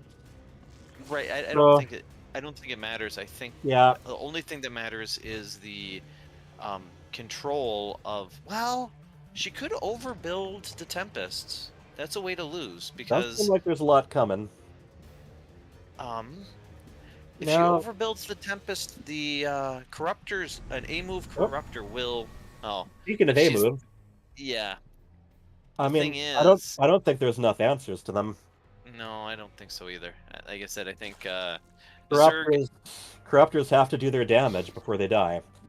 Zerg can't let a Protoss get to this, really. And yeah. So the moral of the story is, our hero and yours, Mrs. Uber XL, the teal Protoss. All right, let's see how this goes. You see, the Corruptors are shooting the Interceptors. Yeah, they are, and I think so are most of the Hydralisks. The Hydralisks are getting shredded by everything, so it doesn't matter. Too much. Yeah. So we got to see what happens here. They there were enough of them to have a chance. They survived for a while, but they weren't shooting the carriers. Now those are rebuilding. Mrs. Uber XL has plenty of minerals to keep those interceptors refilling. You think that's over? The Todd, you can go the famous Todd line. The supply does not lie. Supply. Look at the supply. Oh no, that didn't stop. The supply. There we go. There we go. That was the soup does not lie, yes. And we are at 3 times the supply, and that is not a GG, but it is over. And now it is time to talk to them.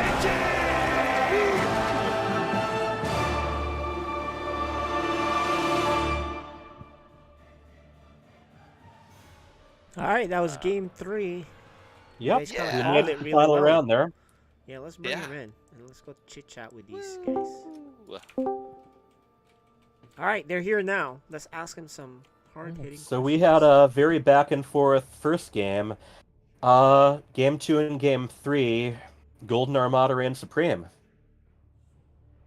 And first thing I'd really like to know, so Cyan has been hopping on the Twitch chat, keeping us up to date on what he was telling you. Did you find his advice helpful? Did you find it suspect that he was giving you both advice? He only gave me advice after the first game. He's been MIA over there since. So he gave Kitty Cat Gamers some bad advice that helped you, Miss Uber XL. So. Well, according to him, he was all about the corruptors, but Mutas just didn't fit the bill. I don't think Zerg can let the Protoss build that army at this level. So Kitty Cat needed to do what she did in the first game and go bop her before she can build up. But Miss Uber XL, how did you think the first game went? Because I'm going to say Kitty Cat Gamer did the most amazing thing I've ever seen in StarCraft, and that's defeat a Golden Armada with nothing that shoots up. I was trying to figure out what those things were shooting through the air. I haven't seen those They're called before. corrosive biles, and they hurt. I was like, where are they coming from? They give you a chance to move out of the way, so if you see that little explosion icon anywhere, you don't want your unit standing there. or even hovering over there. So, learning experience. You did not have to deal with them as much in the upcoming games, though. Yeah. Kitty Cat. So back to the first game. Did it feel as good to play and shoot down the Sky Toss army with Biles as it did to watch? Did that feel good? Were you really psyched about that? Yeah. Yeah. I think there's no better feeling than to successfully counter an army that your units aren't supposed to counter. Now, I know that with your father helping, there was a little bit of shift in strategy for the third game. Were you comfortable with that? No. You feel ready, or Corruptor's kind of a new thing for you? I don't usually use corruptors, so Got it. Do you think that your dad gave you that advice so that mom would be happy? probably. Okay. Yeah. So the conspiracy has been unveiled. Big thing we were discussing is whether it's Hydralisk or Corruptors, if you're going up against carriers, you really want to right-click them down. You want the attacks to go on the carriers, because if you let them attack on their own accord, they're going to waste all of their attacks on the little interceptors. So, just a tip for the future, should you face your mother in hand-to-hand combat again. If you face her again, go early roaches. Don't listen to your dad. 4 minutes overrunner. Yeah, I was really surprised she didn't do that. And on that third game, I thought she was, and I was like, all right, well, I'm just going to take a while to build everything. Mm-hmm. And, if she would have, it would have worked, too. yeah. But she listened to Dad, and Dad must know where his bread is buttered, because, yeah, it worked out pretty good for you. All right. So, Mrs. Urbexel, is this a confidence boost for the rest of the season? You think you're going to be able to bring that golden armada down on everyone? Oh, I don't know. We'll see. If it ain't gonna broke, try. don't fix that, so go for it. Thank you. I guess one other thing, probably don't need quite that many pylons before you've got anything to fill up the supply or to be powered by them. I had Aldaris going through my head that whole thing.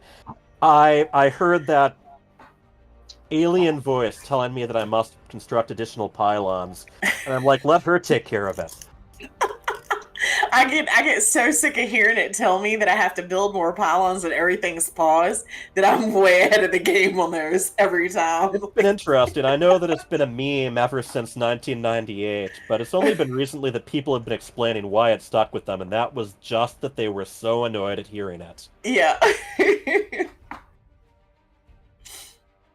Freedom, are we ready to move on, or can I ask another question? Yeah, keep going. You guys are hilarious, by the way. So, Kitty Cat, I have one last question. There was a drone in the third game. We named him Dronatron, who ended up following the Overlords because he was too cool to work with the other drones. When you noticed Dronatron, you put him back to work. Did you notice how long he assassinated? Sorry about that, kid. But we noticed that he got set to follow. Did you notice that, or did you just click him back and not think about it? I didn't notice it until I saw the F1 thing, and I brought him back to work. Like, You see, as a Zerg, you never really get F1 as a problem because the drones, they just become whatever they're doing. So there's never like, oh, I'm just going to stand here. Terran especially, but Protoss a little bit, you actually learn to hit the F1 key. The thing is, if a drone is on follow command, I don't think it shows up as F1. Because it's technically doing something already. I actually Maybe do that's that a something we lot. can experiment with. No, I know that's true because I'm a very bad clicker, and every once in a while I will send an entire mineral line to watch the guy work as there's 10 probes following the one. So yes, I know it doesn't. The conga line, yeah, where you actually queue the nexus on your probes. I've done it more than I like to admit. You know, Kitty. I love admitting this stuff. I'm awful. I've right clicked on the Overlord instead of the mineral, and I will proudly admit it. And Kitty Cat Gamer, welcome to my world. Kitty Cat, just think, I had like 15 probes on one of my gas spots in the third game, and I kept sitting there going, where the heck are all of my probes at? That I know I built some over here. Why are there none collecting minerals? And then I realized that I still had that one ping to I think Kitty the Cat gas. actually did you a little bit of a favor by calling attention to those probes when she attacked them. Yeah, because she killed Yeah. all those probes. That's when you swapped it. Yeah, I was like, oh, that's where they are. I just thought that I was like, maybe I didn't click it. I thought I did click it, but Sometimes your best friend is your enemy. All right, this was a lot of fun. Those were very entertaining games, and they definitely inspired us to say some very silly things. Yeah, Alright. you guys both played well. Thank you. GG's, ladies. We'll see you guys next time. Do we get to take a little break before the final match? Yeah, we're definitely taking a break, so we'll be back about 5 minutes. So see you guys in All a little right, bit. see you then. Okay, thank you. Drone break.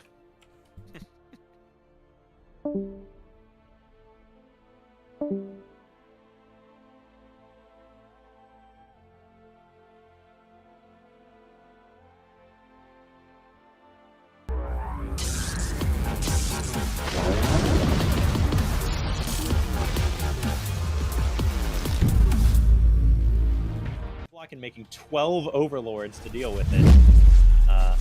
She is never going to be supply blocked again, but the charge lots are in her base, and she doesn't have any roaches because of that supply block. 8 roaches now being made, but Dark Templar being warped in, heading down towards the expansions of the blind and the deaf, and in this case, they really are blind. No detection at all available. No idea that these DTs are coming in, it looks like. And the DTs splitting off to each base. I mean, our players in the bottom right are just getting ravaged by this drop from Little Reaper. It took a while to get here, but when it did, man, oh man, did it go to work. SCVs falling left, right, and center for Chumley. Rex, it looks like, will be able to stabilize with her roaches, but Chumley loses almost every SCV in his main base. That's 24 SCVs lost and 14 perhaps down the line. He does have enough gas to do so, but, you know, it's hard in these situations. This is where the experience of time really helps one team or the other. If they're more used to being in weird scenarios like this, they're generally going to know what to do and keep their cool. Whereas a team that has not been in this situation as much is going to have a harder time navigating this complex scenario. However, Little Reaper is losing a lot of his stuff, but it doesn't matter. Freedom sweeps in.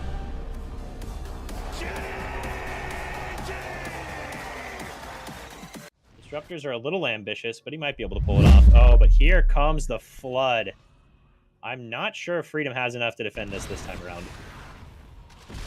And indeed, he does not. At least not at his third base. He's going to have to sack the third base, but a lot of SCVs might go down. Looks like they will be able to run away, mostly to safety, but that means 3 tanks went down. There's only 6 left, which is a good amount, but that's a lot of Roach Ravager. 3 tanks now running in for Chumley. He saw the charge lots last game, and he said, hey, that was pretty cool. What if I make charge tanks? And, I mean, it seems to be working, so why not? They are pushing into the natural base, doing a lot of damage. Tanks are shown from the high ground, but there's not that many tanks left over here, and I think this may be all she wrote for Littledom in this second game. That's a lot of Widow Mines being produced, but Widow Mines aren't the best against Roach Ravager. Freedom is running his SCVs, but he's losing a lot of them nonetheless. And a little scared to push up onto the high ground is the blind and the deaf, but I can't blame them. They have a hard time seeing up there, and they don't know what might be waiting for them. And right now it's just a tank and a few stalkers. But oh my gosh, this Widow Mine count is insane.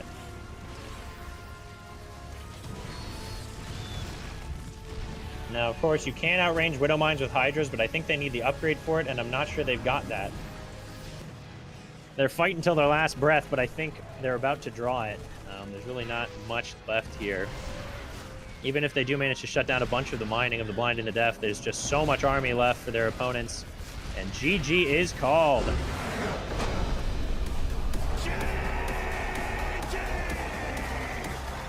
Oh, though, I mean, honestly, the tanks are going to try and move up now. A tank for Chumley. Will it siege it? Oh, Little Reaper gonna dive in. All right, some Ravagers coming up. I think they're gonna go now. Okay, pulling back. It looks like Chumley's gonna go for a counter drop maybe, or try and sneak in behind. And sneak in behind, indeed, is what he's trying to do. He's getting on top of the Warp Prism. Might be able to kill the Warp Prism, which would be very nice. That will get rid of the reinforcements for Little Reaper. And indeed, he does get rid of it. Very nice move out of Chumley. And Rex cleans up the ground forces. A big supply advantage for the blind. Loses quite a few extra units there. Oh, the Forgotten Prism is forgotten no longer, it would seem.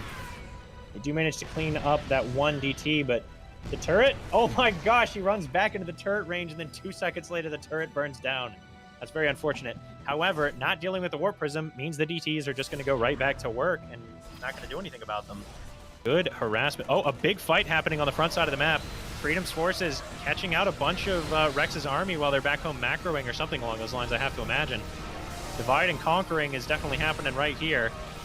And I think this fight is going to go very strongly for our team in the bottom right. This might be the impetus they need to really put themselves strongly into the lead. And indeed it is. I think they're just going to push across the map. Mutalisks coming out for Rex. It looks like Littledom will be able to clean this up, I think. And very, very well played out of them. They definitely looked a little bit in danger at parts of this game, but managing to pull it back, and I think we'll be able to clean it up as they're pushing in. They got so many siege tanks out now. Some tanks on the high ground for Chumley, but it's not enough to defend. That one tank was so low, does fall, and the continued warp-ins in the main base. And yeah, I think that's going to be all she wrote for the blind leading of the deaf. A good first showing, but Littledom definitely showing their strength here. They are continuing to push up into the base of the Zerg and Terran. Needless trying to deal with just the tanks and doing a decent job of that, but GG is called. You're watching FSL Season 6.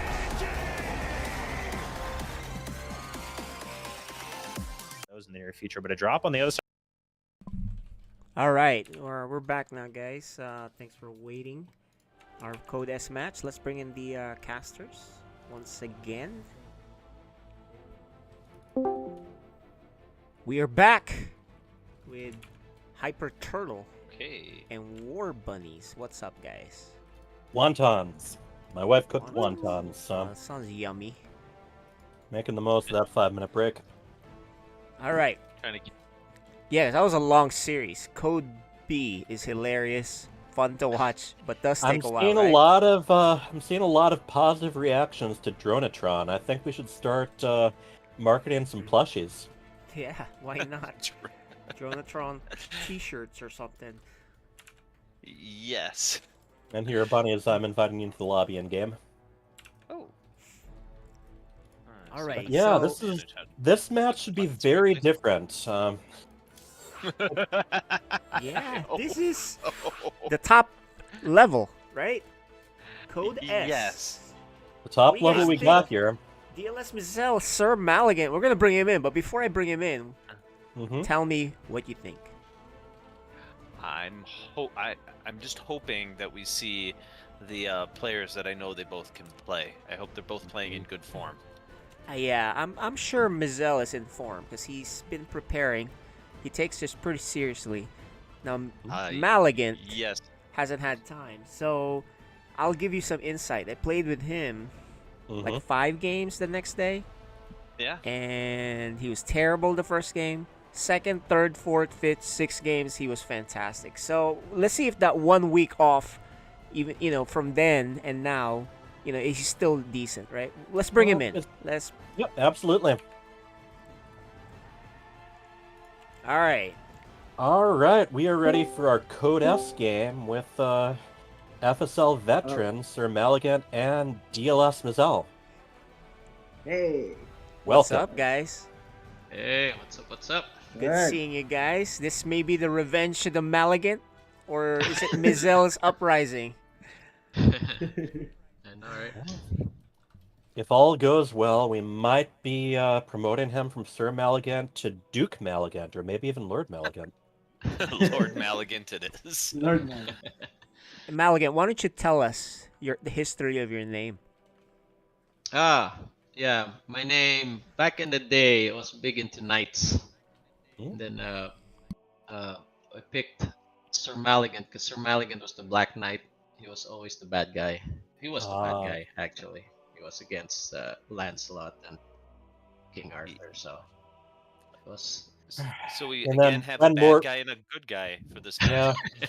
I don't know. I feel for Maligan. It's like, didn't Mordred come in and just steal all his thunder in the end? Yep. You know, all that hard work from Maligant, and then yeah, this Yeah. kid comes in and it Mordred, upsets me. actually, my brother, my older brother, is Sir Mordred. That's Oh, her. really? Did That's his. Mordred ever get knighted? I'm not sure. I don't. I know there's If it did. I know there's different takes on the Yeah. Arthurian legends. Yep. We've actually got an amusement park that has called Valley Fair nearby that has a roller coaster called Excalibur, and right at the entrance there's a sword in a stone, and I'm walking up to there and I'm like, no, people, no! Excalibur was granted by the Lady of the Lake. It was never pulled out of anything. I know, right? All right. Anyway. Meanwhile, so DLS Mizell, how did you get your name? Oh, sorry, I was muted. Back in the college days, I had to get a professional email. Mm-hmm. Back in the days, it's really hard to think because of Yahoo. They always say name taken, name taken. So I just said maybe my last name, initials of my last name, and then my first name. So De Los Santos, DLS Mizal. That's it. So ever since I'm using that email since college. Okay, beautiful. All right, we've learned the origin stories of two legends. How are the two of you feeling going in? Let's start with Sir Maligant. Still feeling iffy. Haven't really. Maybe after a long break, I'll probably definitely put in a lot of hours and getting back in shape. But yeah, I mean, looking forward to this match with Mizell. Well, we've heard from a few people that you're starting to find your stride, and we're really looking forward to that. And Mizell, you hyped up? You confident? How are you feeling? Pressured actually because of Vales and what's this guy? Ghost Ancient. Yeah. Yeah. So I need to raise the flag of Darren. Yeah. How do you feel about TVP? I know that a lot of people are very opinionated on that match. Yeah. My weakest race is TVP. So your weakest race? I'll just do my best. Okay. Yeah. Okay. That's all we ask. Bunnies, what's on your mind? I'm just curious. TVP is your weakest matchup? Yep. Huh. I think Yeah, Mizell and I have played. Yeah, since I'm a mech games. player, right? Yeah, since I'm a mech player, I'm not really good at bio against Protoss. Sounds like a trap. That's what it sounds like to me. I love it when there's a little bit of room for mind games during the interviews. Now, I'm not saying that you're trying to mislead him and, surprise him with a huge bio drop, but you might be. Yeah, exactly. We saw Maligan, we saw you lose to a bunch of 3-Raxes the last 2 weeks. So I think everyone and their mother knows about that. So I don't know. I think he's tricking you. I know, right? I'm gonna see some early 3-Racks for sure. Yeah, Benzel, right? So yeah, you mentioned a bunch of good Terrans. Raising the Terran flag. Vales is exciting. Ghost Chant is pretty good, of course. And then you come up with your own stuff. But we do have Gumio playing tomorrow morning too. So there's a big one for System. I'm excited for that. Yeah, around the Terran fort. power. That's right. Anyway, Maligan. You said he'd be attending the Psystorm Cup.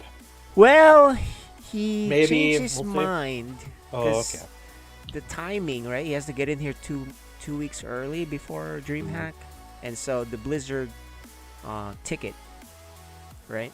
It's not gonna it's not gonna make it. But maybe we can get him to come here early. We'll see. I'll track him down one of these days. Yeah. You know. We just have to go to Atlanta as well. That's right. That's the only... Yes, that is the next big trip. So we're about to get started. Maligan did mention Mordred. Here's trivia. He actually played in FSL season 1 or 2. Yeah. Way early. Wow. Yeah, a while ago. So I'm sure you can find that in the VODs, but that's the other night. I hope But, none of those matches had a serpent make an unexpected appearance. Let's. I think we should get going. Yeah, 'cause I'm Yeah, excited. let's I go. think we're This getting is there. it. This is the big match, guys. Good luck to you, gentlemen. All right. And Yep. we'll see you on the other side. And let's get these casters to their thing. Yeah. All right, the players are not here anymore. I don't Yep. think you answered me Okay. what you really think. But anyway, I'm gonna show the map and tell me what you really think. The map selections. Okay, I'm hoping for Protoss to at least put up a fight today for against the Terrans. Well, I mean, we did get a big Protoss win just now, but I wouldn't mind some more. I There's just want to see him definitely in some- good shape. Yeah. Win or lose, I want him to see him what he can do. These matchups, huh? I think it's all standard. He's gonna play Mechon. I don't know. I think he might have been lying to us, but we'll see. Well, there's always room to adapt.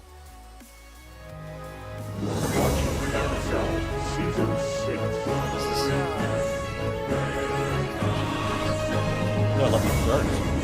Here. Oh. Didn't let me start. Get wrecked, noob. Was this Mizelle's or was this Maligan's map pick? I have no clue.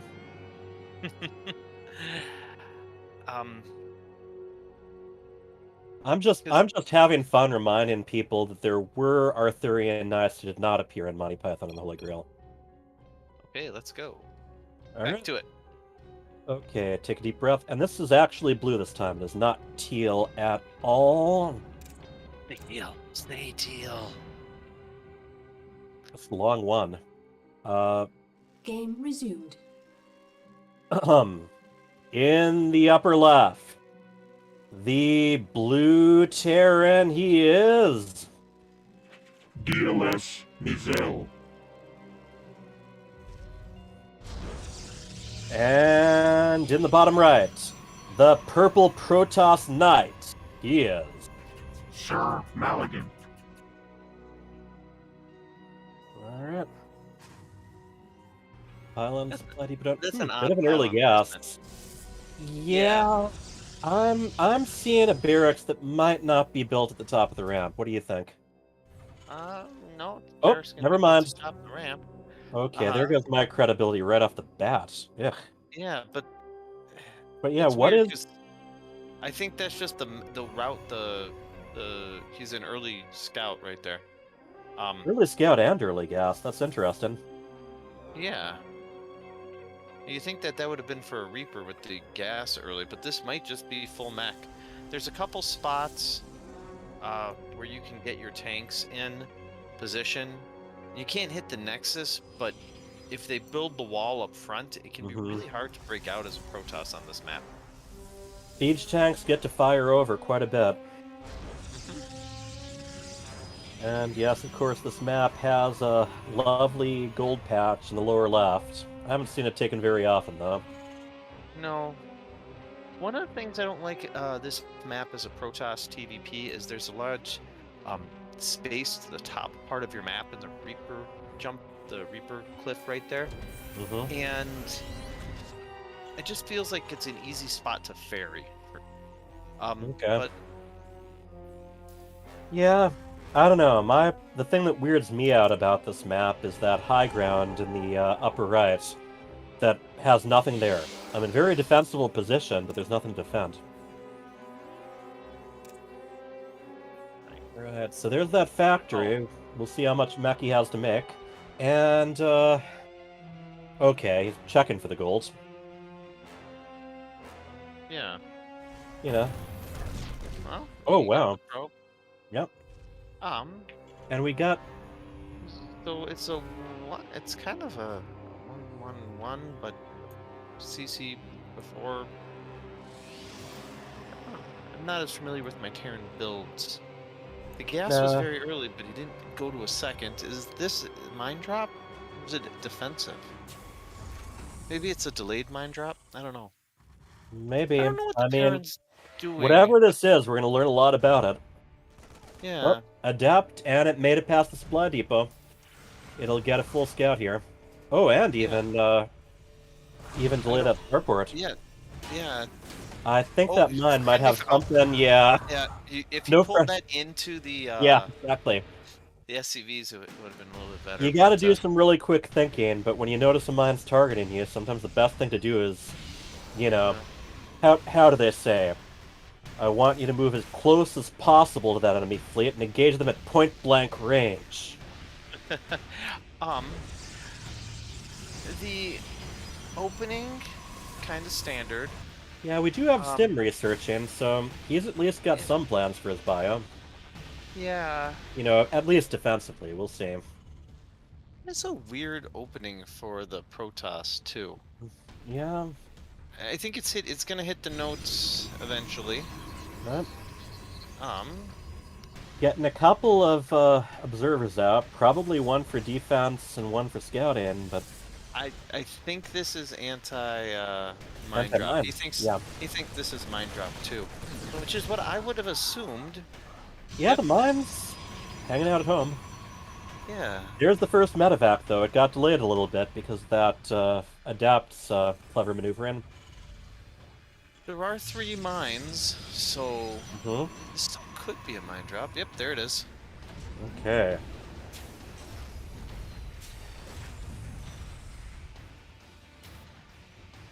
The observer. Will the observer see it? No, it will I not. doubt it. That's a really good path he's taking. See, this is what I don't like Yeah. about this map as a Protoss. All that The empty Terran- space. Yeah, the Terran's going to... Unless there's a miracle, the Terran's just going to scoot in on the back, drop the mines, even though the cannon, it's going to knock out, unless it's a quick pull, it knocks No. out so much. I don't see this from either. I don't see this from either of them, but you know, personally, on these big mains, I really like to Each could have. match path to Yeah. And it's gonna do. It manages. It hasn't. It didn't actually burrow. I don't. Nope. Nope. I think he misclicked it. No, it's dead. And that, yeah. I mean, That's a really good. on the plus side, he got to see everything that was in the base, but on the minus side, that was a bit of an investment. That observer is really nicely placed there. It can see everything except DS Mazel. He saw it and then he just pulled away. I don't get it. So we got a lot of Malagant troops heading out. They're scurried around, but they're those stalkers are really hidden way ahead of the rest of the army. Oh, there we go. Rest of the army? Oh, isn't that just observers? Yeah, but even so, the stalkers were a bit separate to begin with. There's no medevac here, so he can exploit those stems whenever they run out. He can see the observer. Okay, there. No, he didn't kill it. Go kill it. Okay. He saw Thank it, you, Raven. He saw it a whole bunch and he just didn't do anything about it. The forward pylon. I have some poetry, if you'll give me a moment. Quoth the Raven. Guys, there's an observer here. Third base. The tech. And of he's course, getting blink. And but I don't. He's got a third base. Oh, he's going storm. Okay, so. And Mazel has a command center ready to move to that base, but yeah, this is going to be probably a big investment as far as that stalker offense goes. Oh, he's gonna fly right over. Yeah, right. So did. So let's see what he does about it. Warp Prism's going out too. So. Hey, medevac. Hi, Warp Prism. So he saw it. Oh, the warp. Is he medevac gonna turned try around. to? Is he gonna try to drop those Marines close enough? Yeah. Is it jebaited? And I mean, it lost its shields, but Jebaited. Okay, yeah. And it's not right to get between. much Can done it there. warp in there? Yes, it can. It Look at that. can, but I don't think it's gonna do I any don't. good. No. Especially because those zealots are not long for this world. Oh, nice. It doesn't matter. I know, but I still like seeing a good interference matrix go off. You know, you're not. Slow zealots are not normally Interf- your weapon of choice. yeah, Um, interference matrices, they do not stop units from moving. However, if that unit is sieged, it loses the ability to unsiege and then move. So you can do some cute things with that when it comes to things like warp prisms.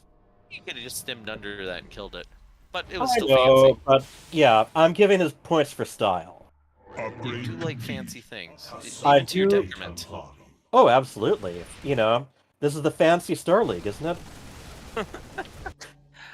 I don't know where these stalkers are going. He saw that move out. He saw those medevacs.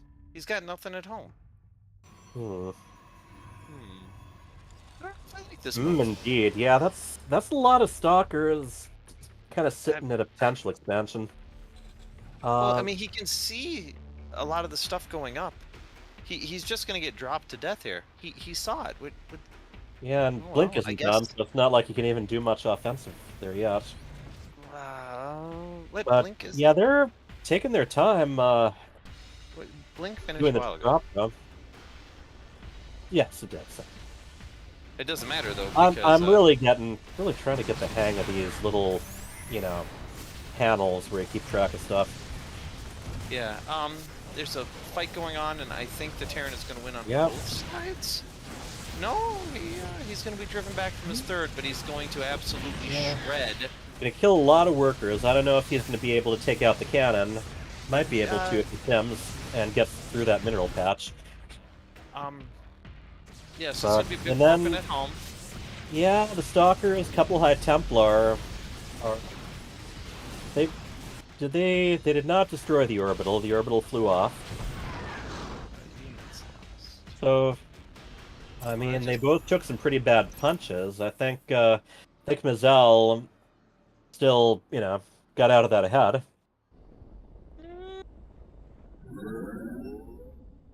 They're almost 20 supply ahead. Okay. And is taking a fourth right now, too. Yeah. And there goes another observer. Yeah. The Ravens prove their loyalty.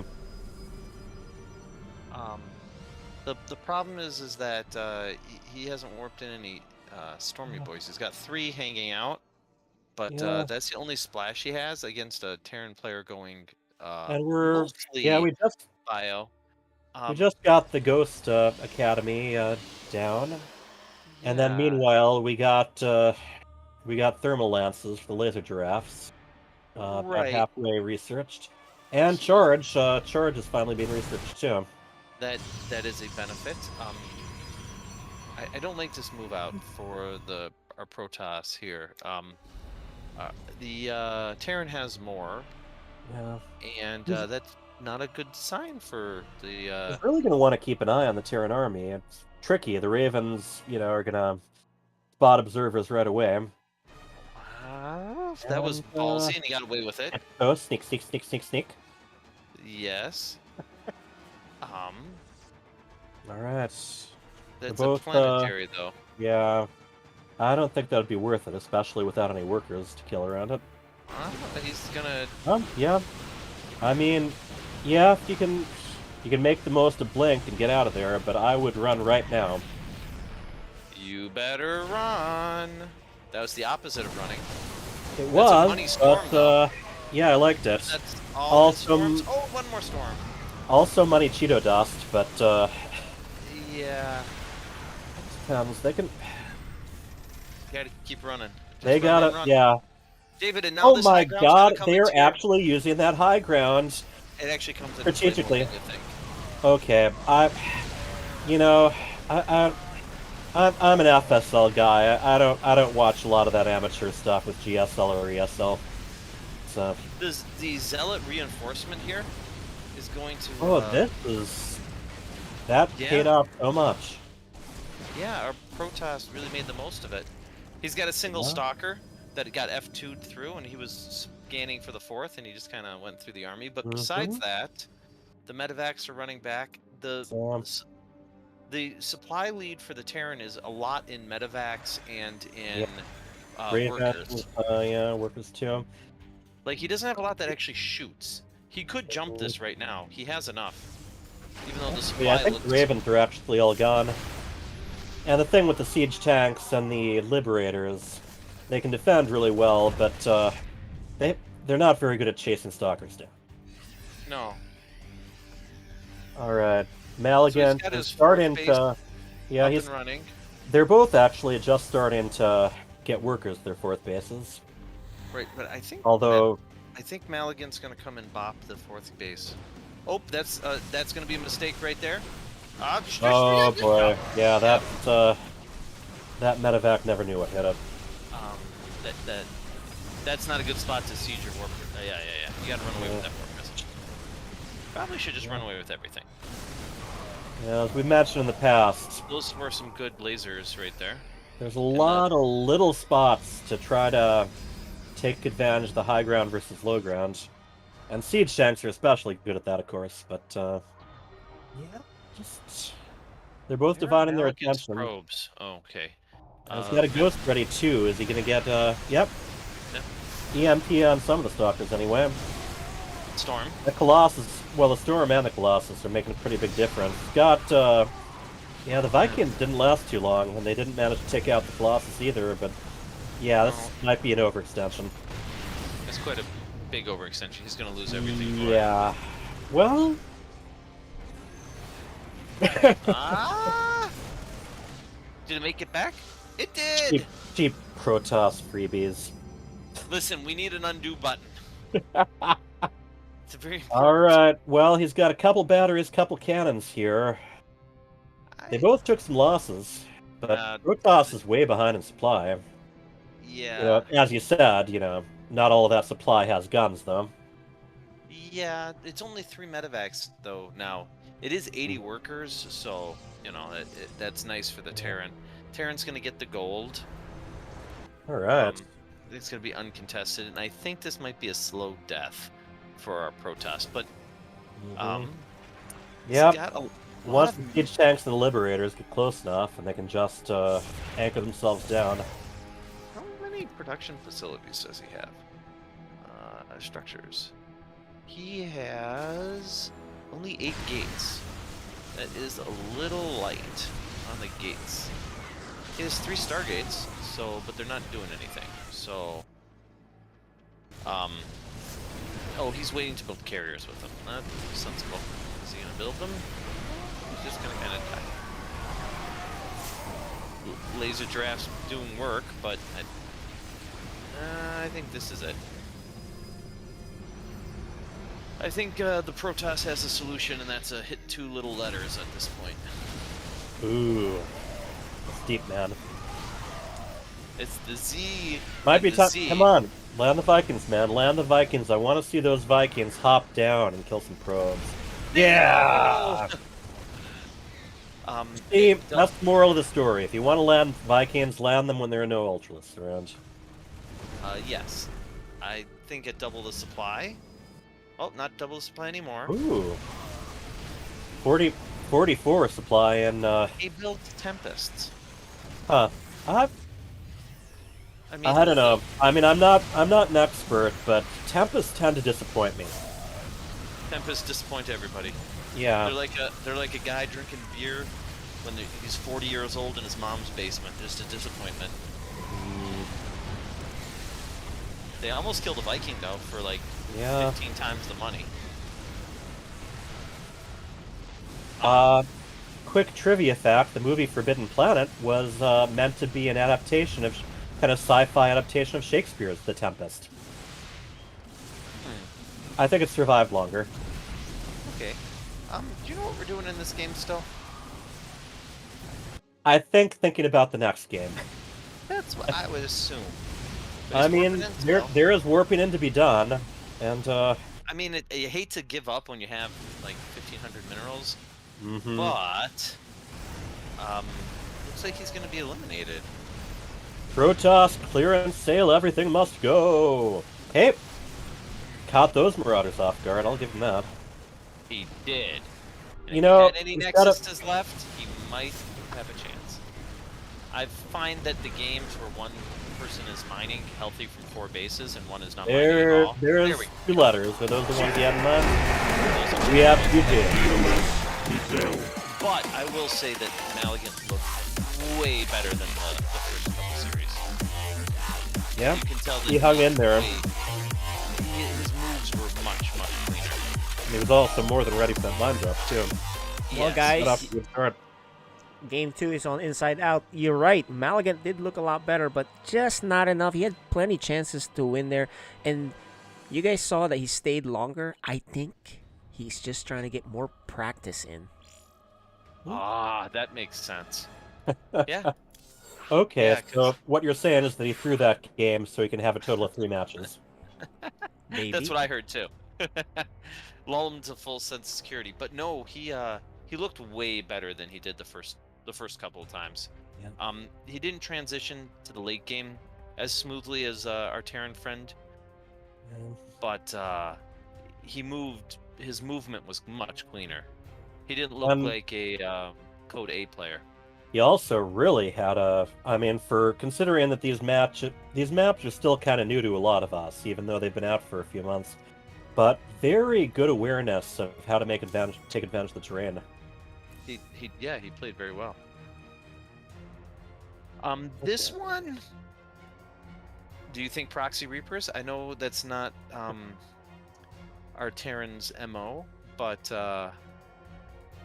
it depends. Sometimes when it's getting late and you're already 1 map ahead, it's like, I can just see if I can end this. yeah, I don't see Sir Maligan going aggressive, but I I can agree. see.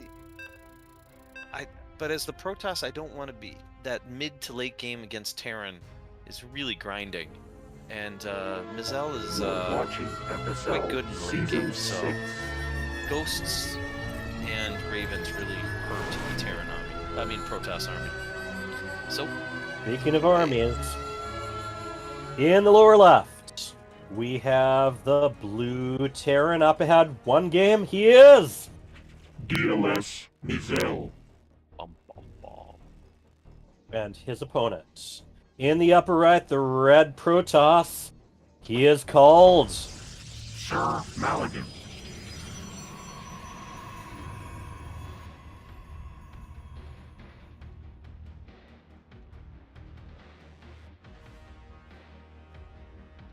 So, Mizell's early building scout or something more devious? Early scout. Yeah, early scout. He's going gateway.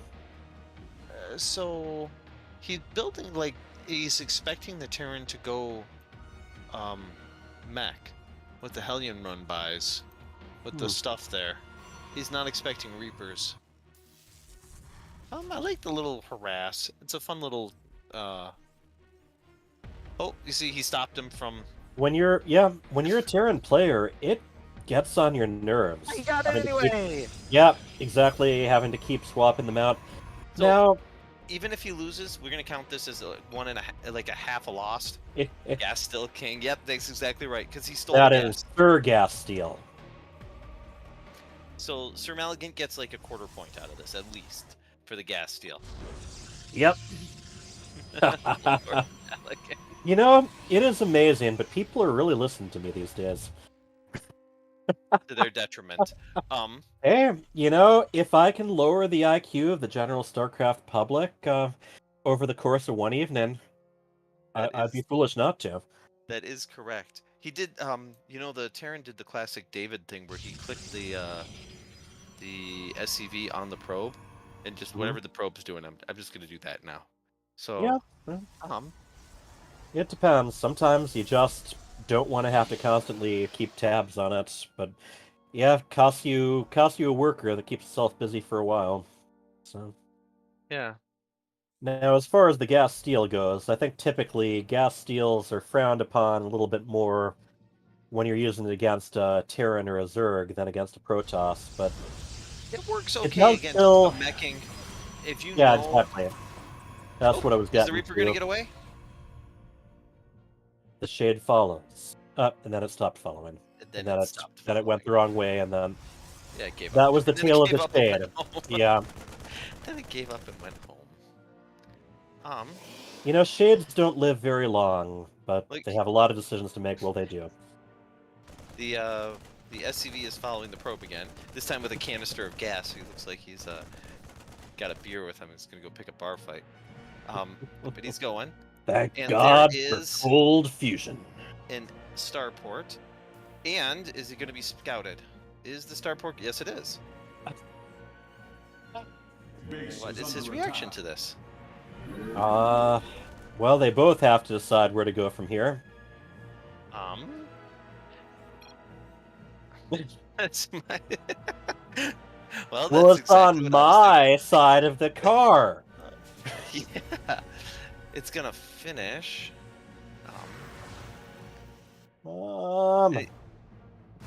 Mazelle's building stuff on my side. Yeah. This will make it more annoying to get the... Is this a Hellion? It was going to be a Hellion. I think they are both going for quite a bit of annoyance right now. Yeah. Oh, he's going to kill more probe SCVs. He's got it. Kill it. Nope. Oh, yeah. Get him. And we got that adapt pounding away on that starport. And now he knows Might that not it's gonna last. be... Yeah, might not last very long against Hellions, but that also gives him a look at what's coming. Yeah, I think he knows. He definitely knows. It's going to be the 3 Hellions and the Reaper in the thing. Oh, nope. The Reaper's just going to go fight the Adept one-on-one. Come at me, bro. Yeah, the Hellions are the Come at me, three. bro. The Hellions are the 3 Musketeers. The Reaper was D'Artagnan. Oh, look at this. Come at me, bro. Oh, that still doesn't work. And he knows it's coming, so he's got his... Yeah. This is one of those hyper competitive things where they both know everything about what the other's doing, and they have to decide what to do about it. Yeah. Right now, Protoss is pretty close to the supply block, and I don't see a pylon on the way. You are correct. There is it. It's going to be a supply block for a little bit. I've gotten a lot better at predicting supply blocks for people other than me. Oh, speaking of which, Oh, scooted away. Yep. Scoot. Terran, meanwhile, has 3 supply depots on the way. So, all right. Yeah, he takes his third, which I like. Mm-hmm. I want to see some more tech out of him. Yeah. I mean, we had the initial strategies. They kind of butted heads and then walked away. Yep. Now, are they going to be in position in time? Nope. Those are going to just unload. There's a battery here, so... With the couple attacks on the assimilator, yeah. then. If you can hold them in, so he just gets a pull out of that. Well... Go back to work. Yep. Back again. There's a lot of probes wandered off to what would be the 6th base. Yeah, I think there was an accidental right-click. I'm going to say those are Probius, Probius Jr., and Juju. Okay. Which one's Juju? The middle one, I think. I mean, it looks like it, doesn't it? Definitely does look like him. You know, don't take your workers for granted, people. Those workers have names. So he can see those mines, right? Yeah, he can see those mines. And fire from out of their range, as long as they don't get drawn in. Oh! That is annoying, but the thing is, I think he can still see them all. Yeah, and gotta be very cautious. This is a fight that could turn pretty easily, but it's... Yeah, but he can still... Yeah, I think he just... Hellions to the rescue, man. Hellions to the rescue. Hellions don't do very good against... I've heard that before, yeah.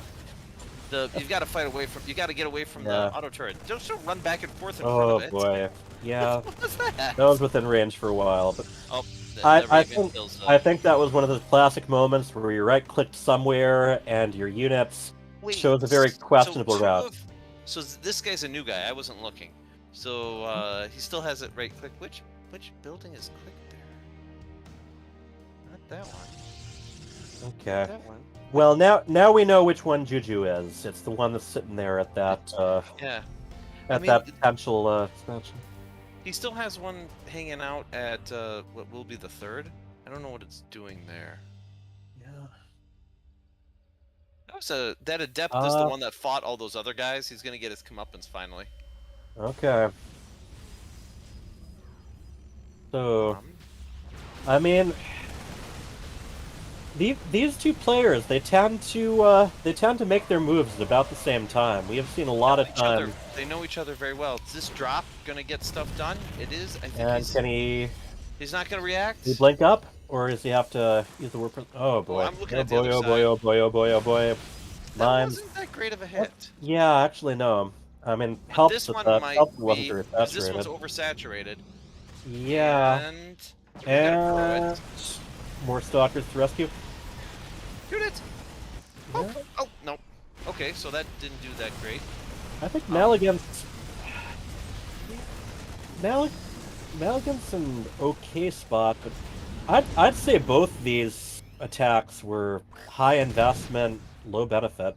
Although, boy, anytime you got the anytime you got the mines that didn't do much damage at first, but end up hiding out there in the long run. There's cannon there. That should be fine. There is now, yeah. You got the warp prism, which is a huge deal. Yeah. A little bit of a better conclave on the Protoss side. Yeah, also it's only 3 Marauders versus... Why are you running? Yeah, I think he could have taken out those 3 Marauders, then Marauders. blinked and even taken out a medevac Yeah. or two. Yeah. So the probe at Sir Maligan's third is going to see it land, and now they see it sitting there. They're going to go kill You know, it. I think that pylon is to Juju what all those overlords were to Dronatron. Look how cool that is. He takes his 4th and he scans what should be the 4th, and it's not there. And he's like, oh, well, there's nothing there. Why would I fight that? Anytime I try mind games like that, I end up pretty much tricking myself. But that's yeah. cool. I don't know how you're gonna get your probes out there, but like Probably recall if it were me. you know, have to walk. It's not that It's far. it's an interesting spot, and it does have a pylon there already. It's too far out of range to be a quick warp in, and it's true. a spotting pylon. You put it there to spot, and now it's gonna spot this drop, come right over this nexus. It's gonna be like, Yeah, what's now this the nexus drop is doing gonna here? spot it. Yeah. The pieces come together. Insta cancel, which is good. Yeah. Oh. And a pylon for the icing on the cake. Yep. But all of our wayward probes are now dead. This Terran army is all Marauder. But he's going to hit him in 2 places at once. The drop's going to come in, and then the Marauder's going to bar. Now, the Marauders are going to walk away because they're going to be outnumbered.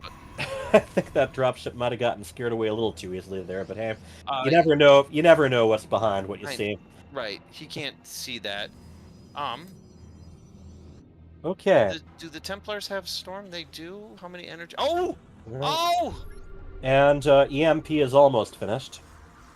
The Templars... Wait, where are you running, High Templar?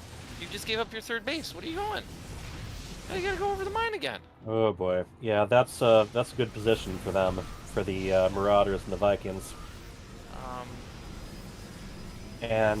So he's just gonna let it go? I don't think know. you can let your 3rd base go at this point. Yeah, well, okay, he holds it well, off. Yeah, What's I mean... his main army doing? Yeah. Is I he mean, there's a lot chronoing? of intimidation. He's got observers out. He's building an Yeah. observer. Without He's got Raven to one- worry about this time either. He's got one just hanging out in the middle of the map. Yep.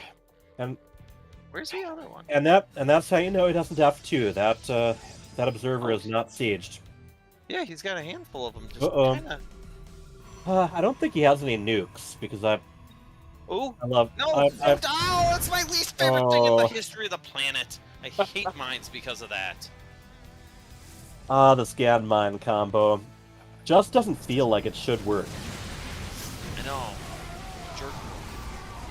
You gotta go up and fight these guys. Okay, there you go. Yeah, and okay. So And he's I mean, running he away with takes a some. bunch of them away, but I'd like to those see left some behind. Immortals out of the Protoss. This is... Yeah, a little bit more to take care of those Marauders. Yeah, but I mean, well, now we F2'd or something. Okay, dude. I don't. Yeah, infantry is slipping away. It's gonna take him a bit to, replace all that. All right, going past the former burning headquarters of Blizzard. I think you can come punch through yeah. here. I think that Liberator jumped the gun a little bit. I think that one did too. Yeah. I mean, in the perfect world, you kind of want them slightly behind the rest of your army. Alright, EMPs go off, but Feedbacks? yeah, that softens the stalkers up. It doesn't finish This them. is what the higher This is leagues what do pulling that. the boys do. Yeah. Yes, the lower Like leagues never do. Storm. finish off a bunch of shieldless stalkers. Yep. Right. And then at that point, you stop pulling. Yep. There you go. Right. That was really, really well done. Yeah. Protoss has a lot of money. Why does he have so much money? That's true. Because he doesn't have enough gateways. That is the reason. That's usually the reason why I get rich. Yeah. Structures. He has 8 gateways. Not bad. For 3, Really? he should have 12. Yeah, I know, but I said not bad. I didn't say great. What did he just kill there? One of his own flying units, I think. Okay, I was looked away for a second. That was not a Protoss unit. No, it wasn't. I saw that the supply? No, he didn't need the supply. That must No, have been that a was. mistake. Yeah.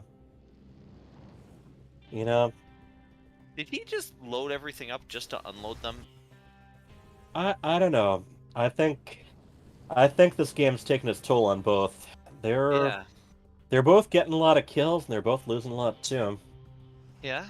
I like the fact he spent all his money right there. And really, neither of them have managed to really break fully into the enemy lines. I mean, some of the outskirt expansions. You know, if he sent it right up the main expansion right now, right up to the Terran production, he'd get it. But he doesn't know that, so he's going to run away. It's the smart thing to do. He doesn't know. Yeah. He doesn't know that he can win. There's nothing wrong with erring on the side of caution as long as you stay active. Right. Oh, All look right. at that money observer. Money observer. He sees that. Mm-hmm. He doesn't see the other observer. And it's huge too. Yeah, that is a DSS DLF Mizel. classic where he sends the one to the one and then the other to the other. So he loves this multi-pronged aggression. Yeah, He's he got needs 2 Del Knock to Templar. watch towers. He's got 2 Templar. Is he gonna? No, they're just gonna die. Yeah, this could be some freebies if he doesn't take. Yeah, he's think got he his focus on the main. Yeah. But the Protoss reacted poorly. He's getting kind of this drop's doing way more than it should, and he's getting sieged up on. They're both being taxed so much as far as their attention goes. Yeah, I think There's a lot of Protoss hero though. I think this is the beginning of the end. I think one of the things about double drops, Yeah. you force your opponent to pay attention to 2 places at once, but you also force yourself to pay attention to 2 places. I think it worked out for the Terran It beautifully. did. You know, I mean, one of the drops ended up not doing much, but the other one paid off big time, and this is interesting. I think it will hit home. That was what he needed to start. I heard a bunch of ghosts screaming. If he did that to start, he wins that engagement. Yeah. Does he still have stalkers in the main? He does. Shoot it We down. got, Shoot. got heavy casualties, but here's the deal. Yep. That's a huge Sir spike. Malagant isn't mining. I think most of his mining's just happening at one base. He's got he's got a third of the bank right now. Well, their supply's pretty even, so He's got 28 out of 14 for the one base, and he's got a handful of workers actually just standing around at that base. Okay, so. Oh yeah. There he fixes his Run saturation. behind, go Dark Shrine. Come on, man. It's a good plan. It's good to have the option there anyway. The Terrans moving out again, and I think they're both showing little signs of being overtaxed. Yeah, exactly. And oh boy, now he might turn this around from last time and catch this army. He does not. That army is ready to go. Oh, and even moves out of range of the mines right away. I love it. Yeah. Oh, and there go. That was a really nice. There go the assassins. Yeah. But he paid for it, and I mean he got an EMP, so he got all the shields, but he didn't get. It's amazing how throughout all of this, the supplies have been pretty consistently even. Yeah, these two know each other pretty well. I'd suspect they've played a few games against each other. And I mean, on top of knowing each other pretty well, they're also, as I'm it's saying, very almost the similarly SCVs skilled. fed right into the DT run by. Yeah. Well, okay, I don't. Wait, Or not. Oh no, it is. There's nothing to defend this base. This No. run by is going to get home. Yep. A nuke. Oh, there's that nuke I was waiting for. I think that's gonna. Two- Oh, it's not. double it's not nuke. Cloaked. It's not cloaked. I love those even more than double drops. Double nukes, man. That's where the money is. Oh, okay. So 1 for 2, not bad. Although Cleared out this base. here, well, He got a lot of workers. oh, he did, yeah. Wow, yeah. 26 went down. Yeah. And then 3 on the other side. The deal with nukes is, if you're going to be nuking the defenses, you got to be ready to capitalize on that right away with your army. Otherwise, you're really better off nuking. One tank is gonna get all the. Oh, don't run! You gotta finish it. Oh, or just run away and lose a bunch of Templar. And yeah, oh. Okay, that Templar did not appreciate how narrowly he survived and decided to go back and test his luck again. Listen. I can throw water balloons with the best of them. Immortals aren't the only immortal people in my army. Yeah. All right. It's a big. But I don't see any medevacs with it. Do you? And only 1 tank, but a lot of damage on He it. doesn't have any medevacs on the field. Okay, yeah, you're Every right. stim is permanent right now. Yep. That's a nuke, but I don't think it nukes anything. No, I mean, it's basically nuking an area that the Liberator already had. He's gonna walk right into it, though. Did he? Oh boy, oh. Only hit a little bit of the. Hey, if there was, I mean, he hurt the Colossus pretty badly, but that was That quite could've the been- blink. That other nuke just damaged the building a little bit. Yeah. Where's he running back to? Go sandwich the army. Protoss.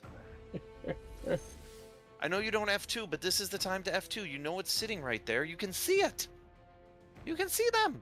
Don't let them do that. Go kill them. I killed a mine. No, sandwich the army. Sandwich it. All right, dude. Or not. I mean, it's been interesting. It's been kind of rare for the armies to meet themselves in the middle of the map. It's usually one army attacking the other's base directly, or even more often, both armies attacking the other's base at the same time. Yeah. All right. So once again, keeping cautious. That's a lot of probe kills. Yeah. Okay. So. And the supply is not as even anymore. We gotta say that. We are about 40 supply. It's a warping away from being not even, but not. Now this is Yeah. where the Terran really excels because he can just fly his bases where he wants. Oh yeah. So Drop he's mules out right away once it lands, and then Yeah. start worrying about saturating it. Those probes better run. You better run. Yeah, Did I just see this army coming? Now I Ghost see it Town is going. mentioning a lack of splash, but he has tried splash. He's had some Colossus. He's got a Colossus, and he's been bunch trying of his hands Templar. at Storm, but I think the Ghosts have been pretty good about hitting first. That's why I don't like late game Templar. Mhm. Storm's range isn't good enough to hit the ghosts reliably, and against mines, my pet peeve, they don't kill a mine. So you can storm it, and I then remember you bringing that up last night. Yep. you storm it. It's like, oh great, now I Mhm. can be killed by a less than full energy mine. It doesn't change it. Banelings are the same way. You storm a Baneling, I get to be blown up with a 1 HP Baneling instead of a 10 HP Baneling. Oh boy. And Protoss is already really lagging behind on money now. Starting to run low. This is And- that nuke's gonna kill a Mizzell- cannon and a Mizzell couple is workers. ahead How of many game, workers? so Handful of workers, yeah. this could very well be the end of this the night. mine, this mine could kill everything right here. Oh, good Not shot. kill. One mine does not kill a zealot in one hit. It You kills gotta a have 2 of them. Templar, doesn't it? I believe so, yeah. Yeah, it could have hit them. It could have hit all the Templar. Oh right boy, he is having fun with his nukes. there. Yeah, it's a full base trade, and as they Uh. say, always base trade the Terran, right? Doctor Strange Mizzell, or How I Learned to Love the Tactical Nuke. Yes. So, oh, a recall. Oh boy, yeah, there we go. There are some manly Templar who are just straight up attacking. Yeah. Until they realized what they were doing and walked away. Alright, tried to walk away. Okay. He didn't get on the production though. Oh boy, more EMPs. Those are really paying off. He still hasn't got on the production. He could have just run up and got on the production, but he didn't. Yeah. At this point, as long as he's constantly destroying things, I think he's in pretty good shape. It's evened out, but it's 1 base to 2 basically now. Mm-hmm. Yes, and don't forget the Mule Hammer. Ooh. Oh, now there's some storms. Yes. Oh, he's gonna get all the medevacs too. Oh, do you? Oh. They electrocuted that burning building. The rocks needed to shoot the last medevac. But as we stand. As we stand, mines on the Terran side. The oh, Protoss man. really needed to go. Sometimes you end up with those mines hanging around for a while, but Protoss has a very, very slight supply lead now. I mean, that's better than things were before. The Protoss needed to go while he had the supply lead. He can't. The Terran with the floaty buildings is just floating back down, and now he's mining. And yeah. He's going to be going up pretty quick. While Floating the Protoss, buildings, the hard-to-see mines. Yeah, the Protoss is not going to like this. Is he? He's landing it back at the base with the 2 patches. How many minerals?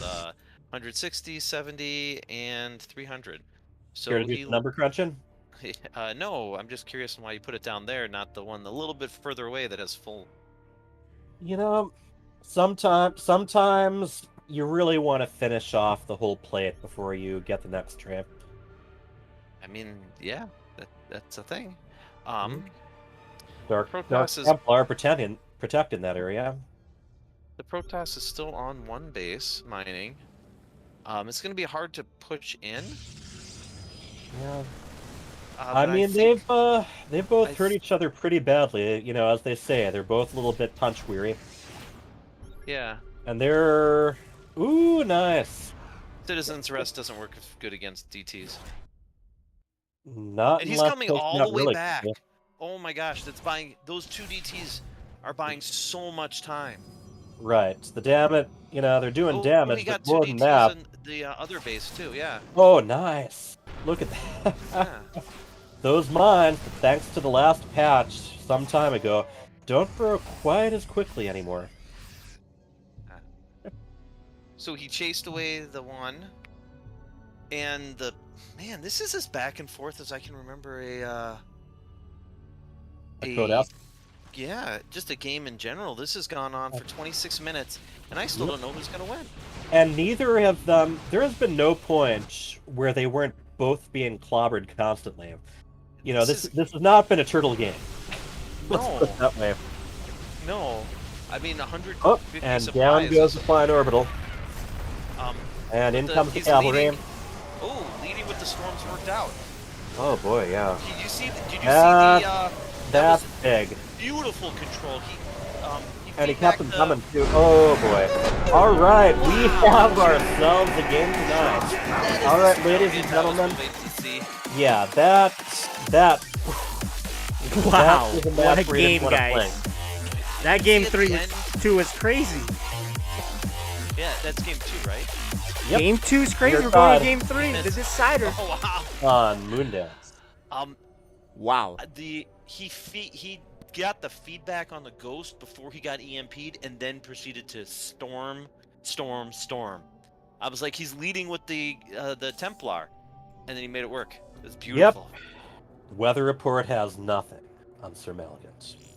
You know, I wonder how they're feeling physically, because I know I get taxed after games like that. Just physically drained. It's sometimes you know, you got the adrenaline going still. You've been spending the last, over 20 minutes clicking constantly, and then you got to wait for that first probe or SCV to build. So I screw up my build quite a bit when I do that, to be honest. Yep. I'll do things like, after long games like that, I'll take my gases too early because I think it's I'm setting up a 3rd or 4th or 10th base at this point. I'll put my pylons down incorrectly.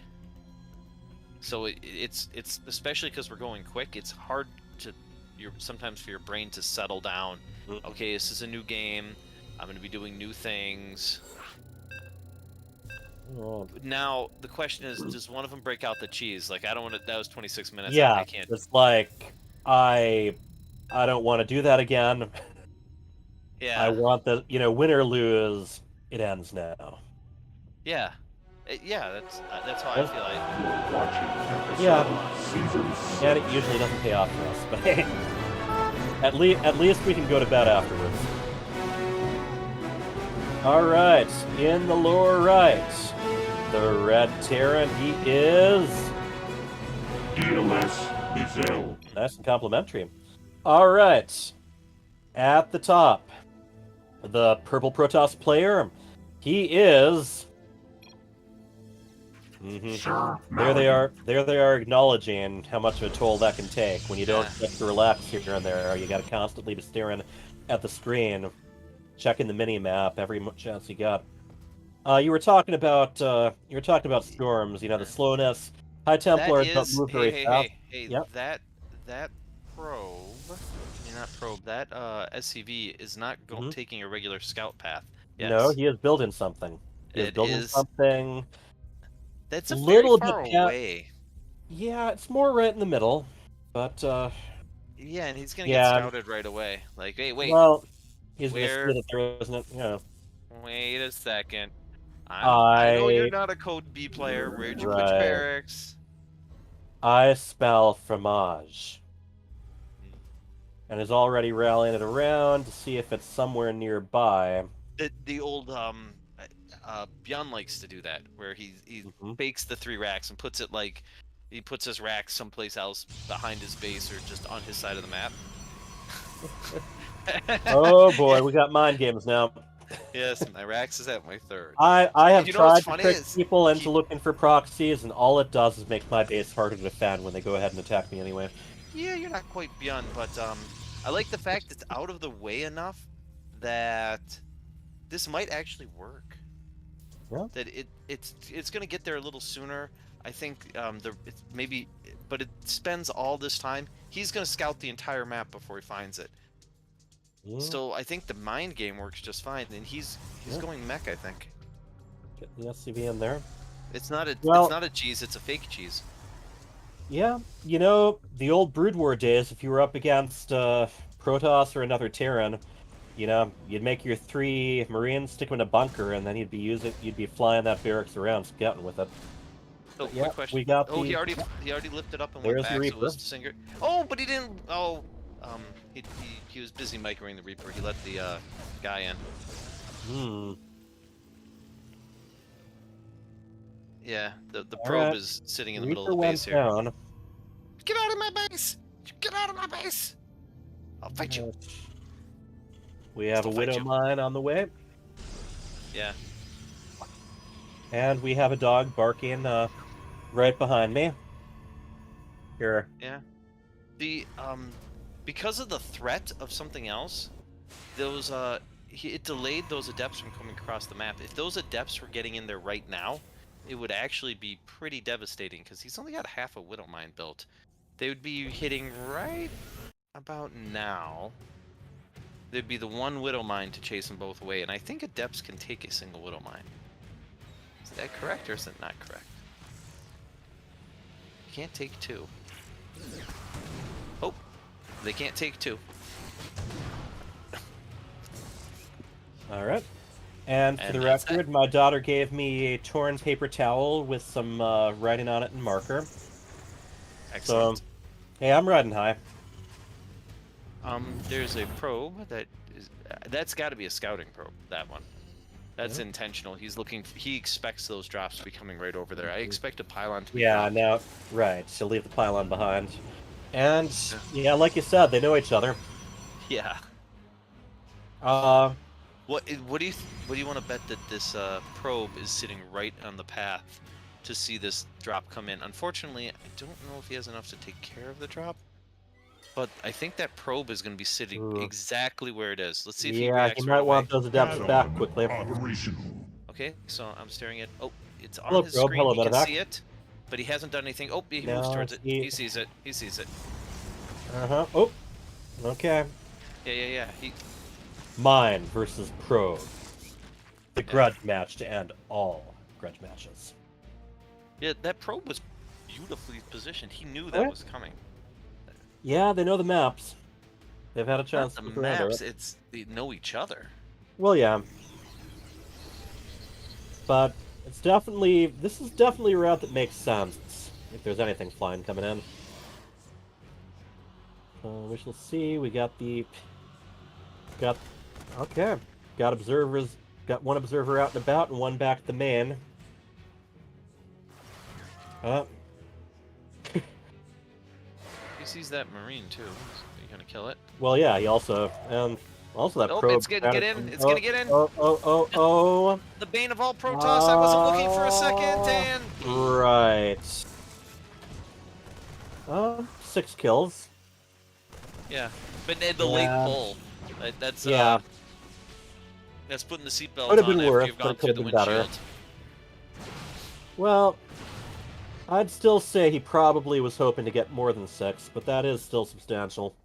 Well, if I was a Terran and I was up, what's it, 8 workers now, and 3 mules, I'd be pretty happy. Well, that's a pretty nice income advantage. He's got the bigger army, and he's almost doubling the supply. Well, not anymore, but he's still up 22 supply. It's a pretty good place to be. I think that worked out just fine. Yeah. No, it's very comfortable. And he was able to pretty efficiently deal with the harassment on his side. All right, Yeah. here are the stalkers. Which aren't. You should go Yeah, the F home. they're not gonna be. Yeah, they're not gonna be. Yes, go the F2 away. Yes, go the F2 away. Maybe not F2 because you've got 2 beautifully placed. Yeah, and that observers. is one of the things. All right. Well, the terrain blocking rocks. Didn't know what hit him. Right. He's still down quite a. He's catching up in workers. He's 36 to 38, so better. Down 12 supply. And is he gonna see that? He does. I return to He sees them. I think. Yep, he sees one's gonna fly right over, so he knows. He knows this is the classic double drop, 2 different places. Yeah. One flew east, one flew nest, one flew over the cuckoo's nest. No, 2 just standing there. Just well. they don't want. Look. Winter says that sometimes the Terran units don't want to be on the ground. It's scary out there. We want to be in the medevac where it's nice and safe. Oh, look at that! That probe right there catches it. Does he react? No, he does not. So he saw it. He saw it, but he did not react to it, which is less good than you would like it to be. Yeah. I mean, you know, the thing is, he knows he they're is heading both up. here. He might be working against him a tiny bit, but He could have dropped it already. But and here is the welcoming committee. Yeah, but these other guys are going to get in that back base. Okay. He knows. And Blink is already done. Kind of going back and forth now. Okay. Yep. So he chases that one away. Come on. Walk into my not. web for the spider to fly. And then the back one And is here we going go. to drop onto the back base. Yeah, no workers there yet. But he knows it's there. Yeah. So his Immortal is going to chunk through stuff, though. That's going to add a lot of damage. Smushed it. they did nothing but some shield damage on. Yeah. Does take advantage, but those stalkers are still ready, and there's an overcharged pylon right there too. Yeah. If he does, yeah, I don't think he's quite gonna manage to deny him that upgrade. Blink. The other Blinky boys. Oh, nope, the other Blinky boys went the other way. And that'll happen sometimes. I think he cleaned up the 2 observers in his base. Nope, one flew out away. He cleaned up the one. Your warriors have engaged the warp prism. How does that happen to him every time? It's like every time he moves out with a warp prism, it goes into. I mean, maybe it's just being active in the map. Oh, he gave it the shakes. All right, well, let's see what happens He's next. going to be able to get the they're warp into already. the back of his base. Yeah. Are there? The Terrans don't have the undo button. Yeah, they've got If he they've got a if he turret just- up in the natural, but not in the pocket. Yeah, if he just flew right into the pocket and dropped. No, wait, nope, that's the wrong way to go, sir. That is not where you want to warp in. Now you're visible. Now they can see you. You better run, or you can die. Yeah. He has in so the, he has he's in chosen. the circle of doom. Yeah. Hmm. He could So- have. He could have really just, if you sent it full send, going to the back of the base and Yeah. warped in, it would have been fine. But It's Terran hard. You got to supply make a blocked. lot of split-second decisions. Just unsupply locked himself. As soon Yep. as I said that, Yeah. Protoss. So, storm on the way. The little thought that I wanted to add was because High Templar moves so slowly, you got to be really careful not to target your storms before the High Templars are there. Otherwise, you have a little brief battle, and then afterwards they kind of drop storms on the spots where the armies used to be. That is the case. Do you think this one goes another 30 minutes? Because it's kind of setting up that way. Dare we hope? Dare we hope. Another drop from our Terran. Mm-hmm. Double drop headed to the north. Will Yeah. the observer see it? I'd The say. did As see far as it. the armies haven't been at each other's throats nearly as much as last game. They have been keeping active on the map with harassment, but Whoa. it looks like Now the real looks like- question. yeah, they're both leaving the comfort of their bases now. He saw both those move outs, but did he see the other move out? Looks like he did. He sent those stalkers to catch it, and they didn't catch it, so he's kind of mad. He's like, "Oh no!" Here come the medevacs again. Yeah, well, he knew they were there. This Widow Mine might. What are you doing? You got those 3 stalkers Not just much hanging out. of yeah. Okay, I don't know what's going on. The armies are gonna pass each The other armies. in the night, Yeah. and we're gonna have this another mini base trade thing. Defensive Dark Templar doing some work. That's nice. Yeah. Oh, yeah. I mean, And the Terran's two- gonna the be two of them- forced back. yeah, the two of Stormy them are boys, spending a lot of time sort of posturing out, but usually being ready to turn around. You don't want to waste your storms on that. You got a big army coming back on you. You know, feedback. Where's your Stormy boys? There's a Stormy boy. There's A another. nice one.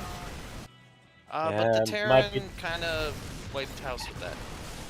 Yeah, this is What is? This is a bit of a supply difference now. So I And, know he likes his hidden bases, but the Yeah. problem is with the Terran, as active as he is, he's always going to get found. There's always going to be flying medevacs around, or at the very Right. least out and about.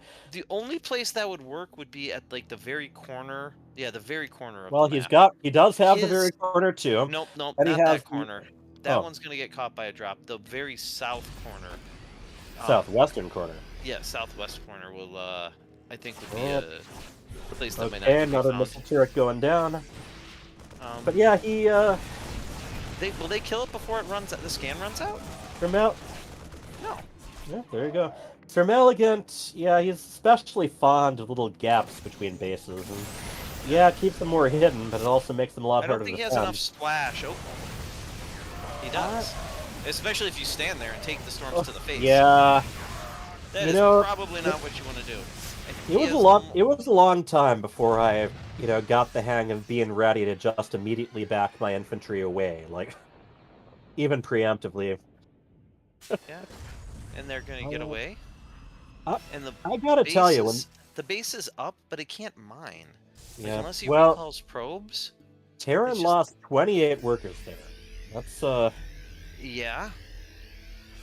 But he's only down. I mean, he's not down enough that the Protoss is up. You know what I mean? It 10 also, workers. yeah. Plus, you got your mules that don't count for supply, but it really says something that after losing all those workers, He also has a fort that he's Mazel is mining still from. almost 30 supply ahead. Yeah. So, he's got a fort that he's- he's mining from. Yeah. Um. Between those and the mules, he's probably still pretty comfortable.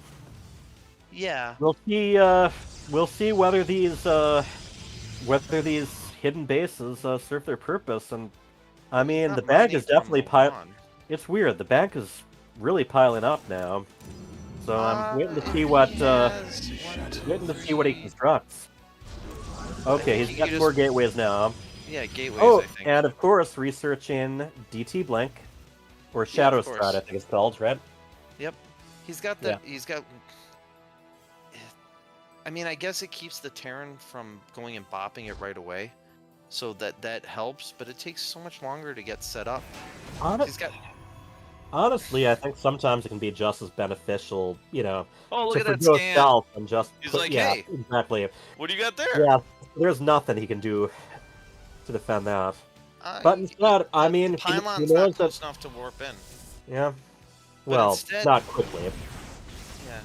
I mean, couple DTs, even if they're warped in slow, might be able to do something, depending. So he scanned the army there. He knows. Yeah, where that is. he. And then he flew over it.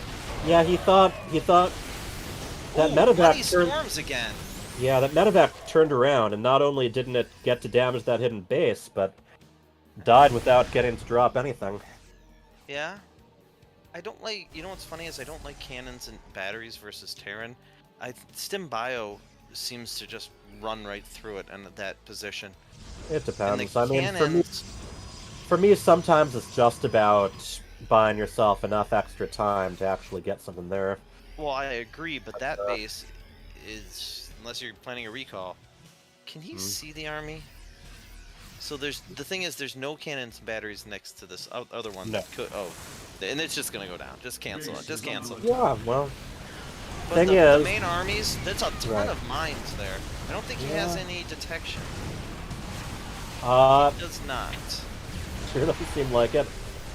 Matrix is the Colossus too, And so then he walks through the. That's game. That's game. yeah, Whoops. we are getting very close to double supply on the Terran side.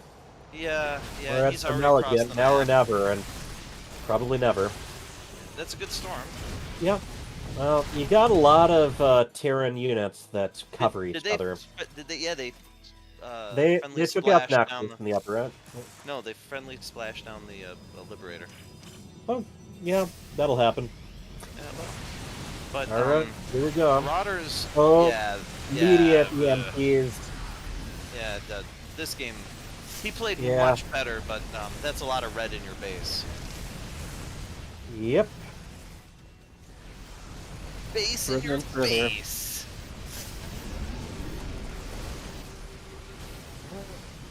In the fantasy GG timing coming up, because Well, you gotta choose your moments. You gotta GG just when they least expect it. or type no GG and leave salty. Or type 3 Gs and leave them wondering whether that was bad manners or not. Is a third G ever bad manners? I believe it stands for Giant Grant Gaming, and he mostly plays campaign, so I think it's Oh, irrelevant. look at that storm! It was a very good storm. That was a very good storm, you know. He is making sure that his opponent bleeds a little bit before, slitting his throat. Oop. There's the Hero Oracle. Yeah. Just need to He's charge up a scanning little for bases more. and he didn't get the then- right one. He scanned for hidden bases and he didn't get the right one. Yes, it was the middle one. Yeah. Those old enough to enjoy Monty Python, this demonstrates the value of not being seen. And it's over. Oh boy. Series of Maligan looked much better. We had some long competitive matches tonight, and I am exhausted. Yeah. Wow, what games we had. That was insane. Maligan and Mizel. Yeah. All the games were really good. Yeah, very, very brutal. The units killed counts just wouldn't stop rising. It was scary. How are you guys feeling after those games? You guys exhausted? Yeah, kinda. Especially round 2. Oh gosh. Yeah, that one. What was that? Just short of half an hour. Yeah. So, yeah. game. Mr. Maligan, you looked so much better than you did the first set of games. Yeah. The first 2 weeks, you looked like the Sir Maligan that we expected. On the second game, to end it with the feedbacks and the storms, it was very good micro. You feeling better, more confident? Yeah, I guess a few more games should be Yep. okay. Nigh unstoppable at that point. So the two of you clearly know each other very well. I noticed some very strategic position of pylons and probes, just ready at the exact times that that the medevacs were heading out. Do you guys feel you're at the point where you're pretty good at? I guess you're pretty learned on each other's strategies. Yeah, we've been playing a lot actually before, right, Mizel? So yeah, kind of like know the tendencies, the plays. And what happened to the mech, man? You deceived me. What was you were it? going. Weren't you gonna go all mech all 3 games? I kept seeing all this bio all over the place. I didn't see a single. No, not a single Thor. There wasn't ever a Thor in any of those games. Throwing around Arnold Schwarzenegger quotes, and you broke my heart, man. Was that part of a mind game, or were you planning to go mech and just didn't really get good openings? Yeah, sort of. But actually, I never play mech against Protoss. It's very rare that I go for. Maybe if he went for carriers, I'd go for Thors. Okay. But for Sir Malagant, especially Sir Malagant, he does all these DPs. I have to go for it. And my hero Raven as well. Got it. I have a question for Sir Maligan. As David said, it seemed like sometimes you placed your probes exactly in the positioning of his drops. Is that just a feel you have for him, or is that a game sense you had? Because it was amazing how many times that you saw his army moving out perfectly. Yeah, I like to post those spotter pylons, on the edges of the map, because those are the usual. Did you do that against Tyrion generally? No matter who you played? Yep, Tyrion generally, Okay. because the usual routes for their dropships. So it's just more of like, this is more likely the path he's going through. So that's why I just place him there. I have a question about the second game. When you recalled, that saved the game, you guys kind of got into a little bit of base trade, and you recalled your army, and I thought, oh man, that's not going to be enough to stop the Terran, but it was perfect amount. Was that just game sense, or was that planned? How did you come up with just getting that perfect recall?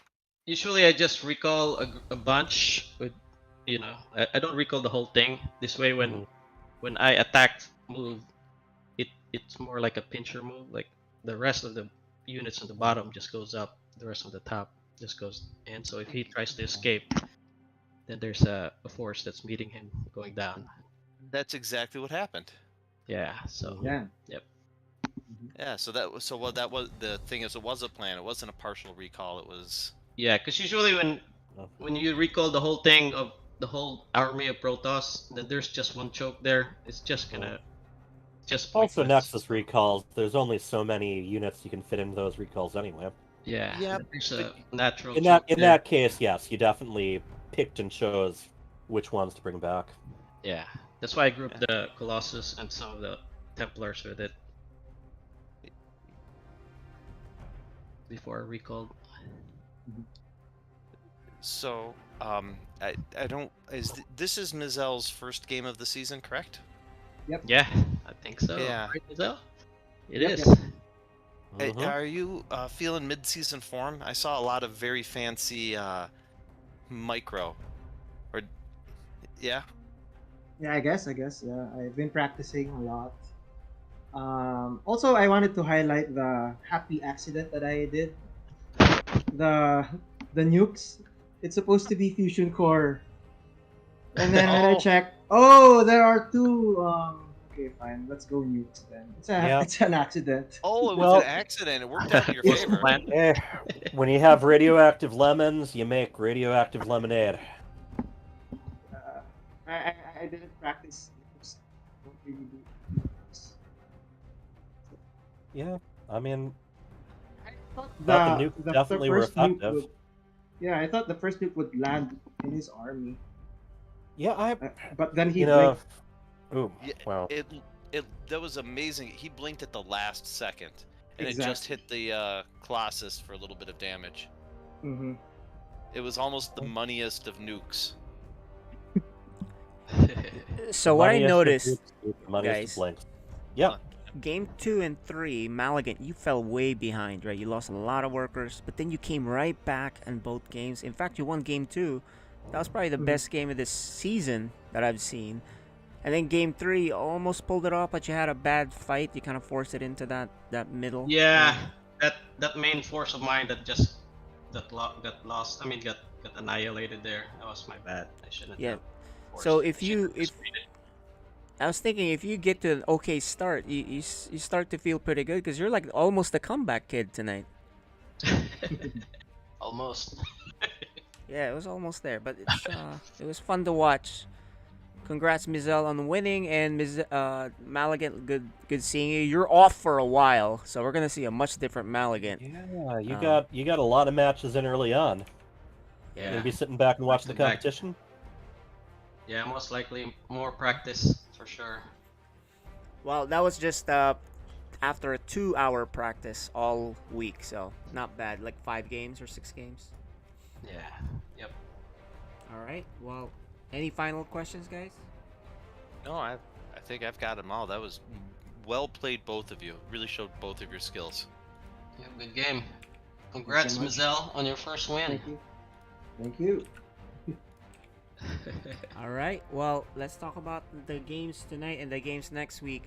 We saw, what's that? All right, guys. Code D? I'm gonna jump out.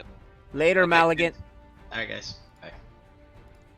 So yeah, what do we see? We saw Kitty Cat Gamer. Kitty Cat Gamer Uber XL, and Yeah, we tell saw us about Mighty that. Ant. Kitty Cat Gamer Uber XL. I am a big fan of that matchup just in general, and they delivered. It was really, I think that was one of the better Code B matchups we'll see. Most of the Code Bs are kind of one-sided, but that was both had a chance on all the games. And I think Code A, again, really close, back and forth, showed their skills. I think what's really nice is tonight all the competitors showed their skills, win or lose. It was very close. They all got a little bit of their own style of offense in, and Yeah. that's the sort of stuff I really enjoy. You know, win or lose, if they get to do at least some of what they were planning to do, it makes for a much more entertaining game. Yeah. Yep. And what do we got next week? Well, actually, this Friday, not the next week. It's David. This Friday you got me. David versus Gray. Gray new. Yeah, Gray's a rookie, so I don't know. We don't know Okay. anything about him. So, but he should be on the list for what type of player he is. And actually, let's take a quick peek. Let's show that real quick. Gray is a Zerg. And Mazel has a friend of Nooblord. There you go. Ooh. And Oh, that's interesting. we have Instability versus the JMPS. Yes. JMPZ. Oh man, so JMPZ is really he starts off with the champ, now he New goes with the to runner-up. The runner-up, yeah. in the finals, right? So really rough for him. Yeah. Yeah, he's gonna have his work. She's really good. He's gonna have his work cut out for him. Hopefully, we can get another 2-1 either way. I like seeing close matchups. This is Sir Maligan's win was the first win from the loser in Code S this season. It's all been 2-0s for Code S. Yeah, he's getting there. It's Yeah, still early so- in the season. He can still make the playoffs. But Yeah, Yeah. and then we have Chinpone and who's this? Drawing a blank on the name for the two jokers. Fenrir. No, it's not. Yeah, and versus Valhart. That's Vales and Hurtentime. Two Terrans. Oh. Well, we hope we get to see some meme builds there. Vales and Hurtentime are both very, very good players. So. Yeah. How are we doing as far as people picking names? Are they just pretty much choosing what you gave them? Exactly. We just gonna pick the first name and or whatever, right? Some combination. We haven't gotten a name, and I guess that's what's gonna be. That's what Blizzard does with the Archon name. Yeah, that's true. But it's more fun if you can kind of override them with your own name, right? Oh, like yeah, I for love sure. the two Jokers. I love that. Yeah. Yeah. Mista Fusion, Polaris, Tortoise in the Hair. That's a really cool one. That's true. It is true. Yeah, so like I said, I think this week's gonna have some really good games, and next week again, a full slate and no code B next week. So yeah, no code B next week, but a lot of code S and code A and 2v2. So yep. Yeah, so those games, they all look. Hurtentime's got a busy week next week, so he's got some tough matchups, and all Terrans. Yeah, and the Code A matchups both look like they should be pretty fun. Cyan versus Mighty Ant. Yeah, that would be cool. Yeah, they've played each other quite a few times. They normally give pretty good matchups. So. Yeah, and is it Stublu versus Nooblord? Yes, sir. The other one, I think Nooblord is gonna have get to spread his wings finally in that matchup. I think we'll get to see what he's made out of. Stublu's a good test, but not quite as cheesy as the other ones. Although he could cannon rush him. So. Yeah, and you guys are gonna place a team called Noka. Which is right here. Nooblord and Gray. All right. So I get the no. I don't get what the Ka comes from, but okay. Yeah, no idea, but that will be interesting. Yeah, Although I feel like you guys are favored, given you guys are a playoff team. Yeah, but we'll have David and I trying stuff out, so we'll see if we get back to mid-season form. We didn't have a good showing last time, so I wouldn't put us as favors. The other one, these two Jokers versus Mista Fusion, I'd have to give a pretty heavy a favorite to Mista Fusion. Yeah, look, these two Jokers or those two Jokers, I'm not demeaning them. That's their name. Yeah. They're gonna be underdogs all season, right? Yeah. And I think they know it, and I think they're having their fun with it right down to their title. That's right. We're gonna see some fun builds from them. Expect the unexpected from them. Worker rush and all. That's right. All right. Well, that's a good preview for the next few broadcasts, Wednesdays and Fridays, guys. And tonight we had you guys casting. It was a lot of fun. You guys had some really hilarious commentary, especially with the Code B game. I like casting Code B. Yeah, that was really. They gave us some room to breathe, so that's right. we breathe. All right, y'all. All right. Thanks for casting. We'll see you guys next this Friday. Yep. See you Well, Friday. you'll see me anyway. See ya. Yep. Later, guys.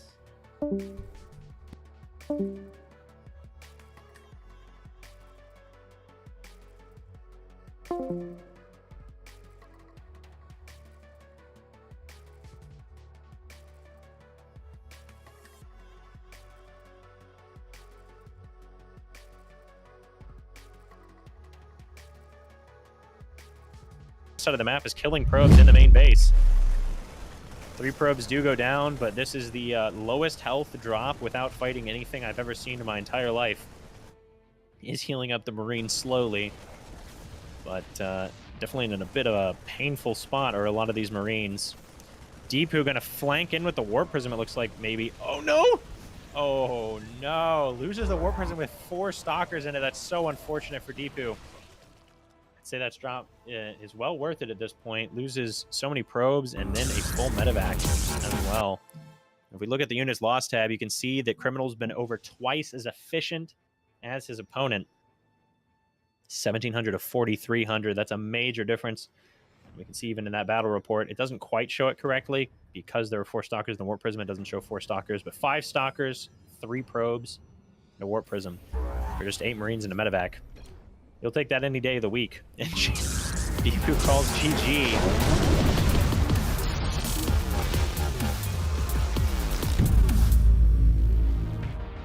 Sarah, what have you done? Kerrigan, the die is cast. This is the last day. Your swarm darkens the sky of any planet. Forget Minsk. Forget all of it. When we are done here, I will return to my people and accept their judgment. Command, we've found Kerrigan. She's holed up in a Zerg base. I made my peace long ago.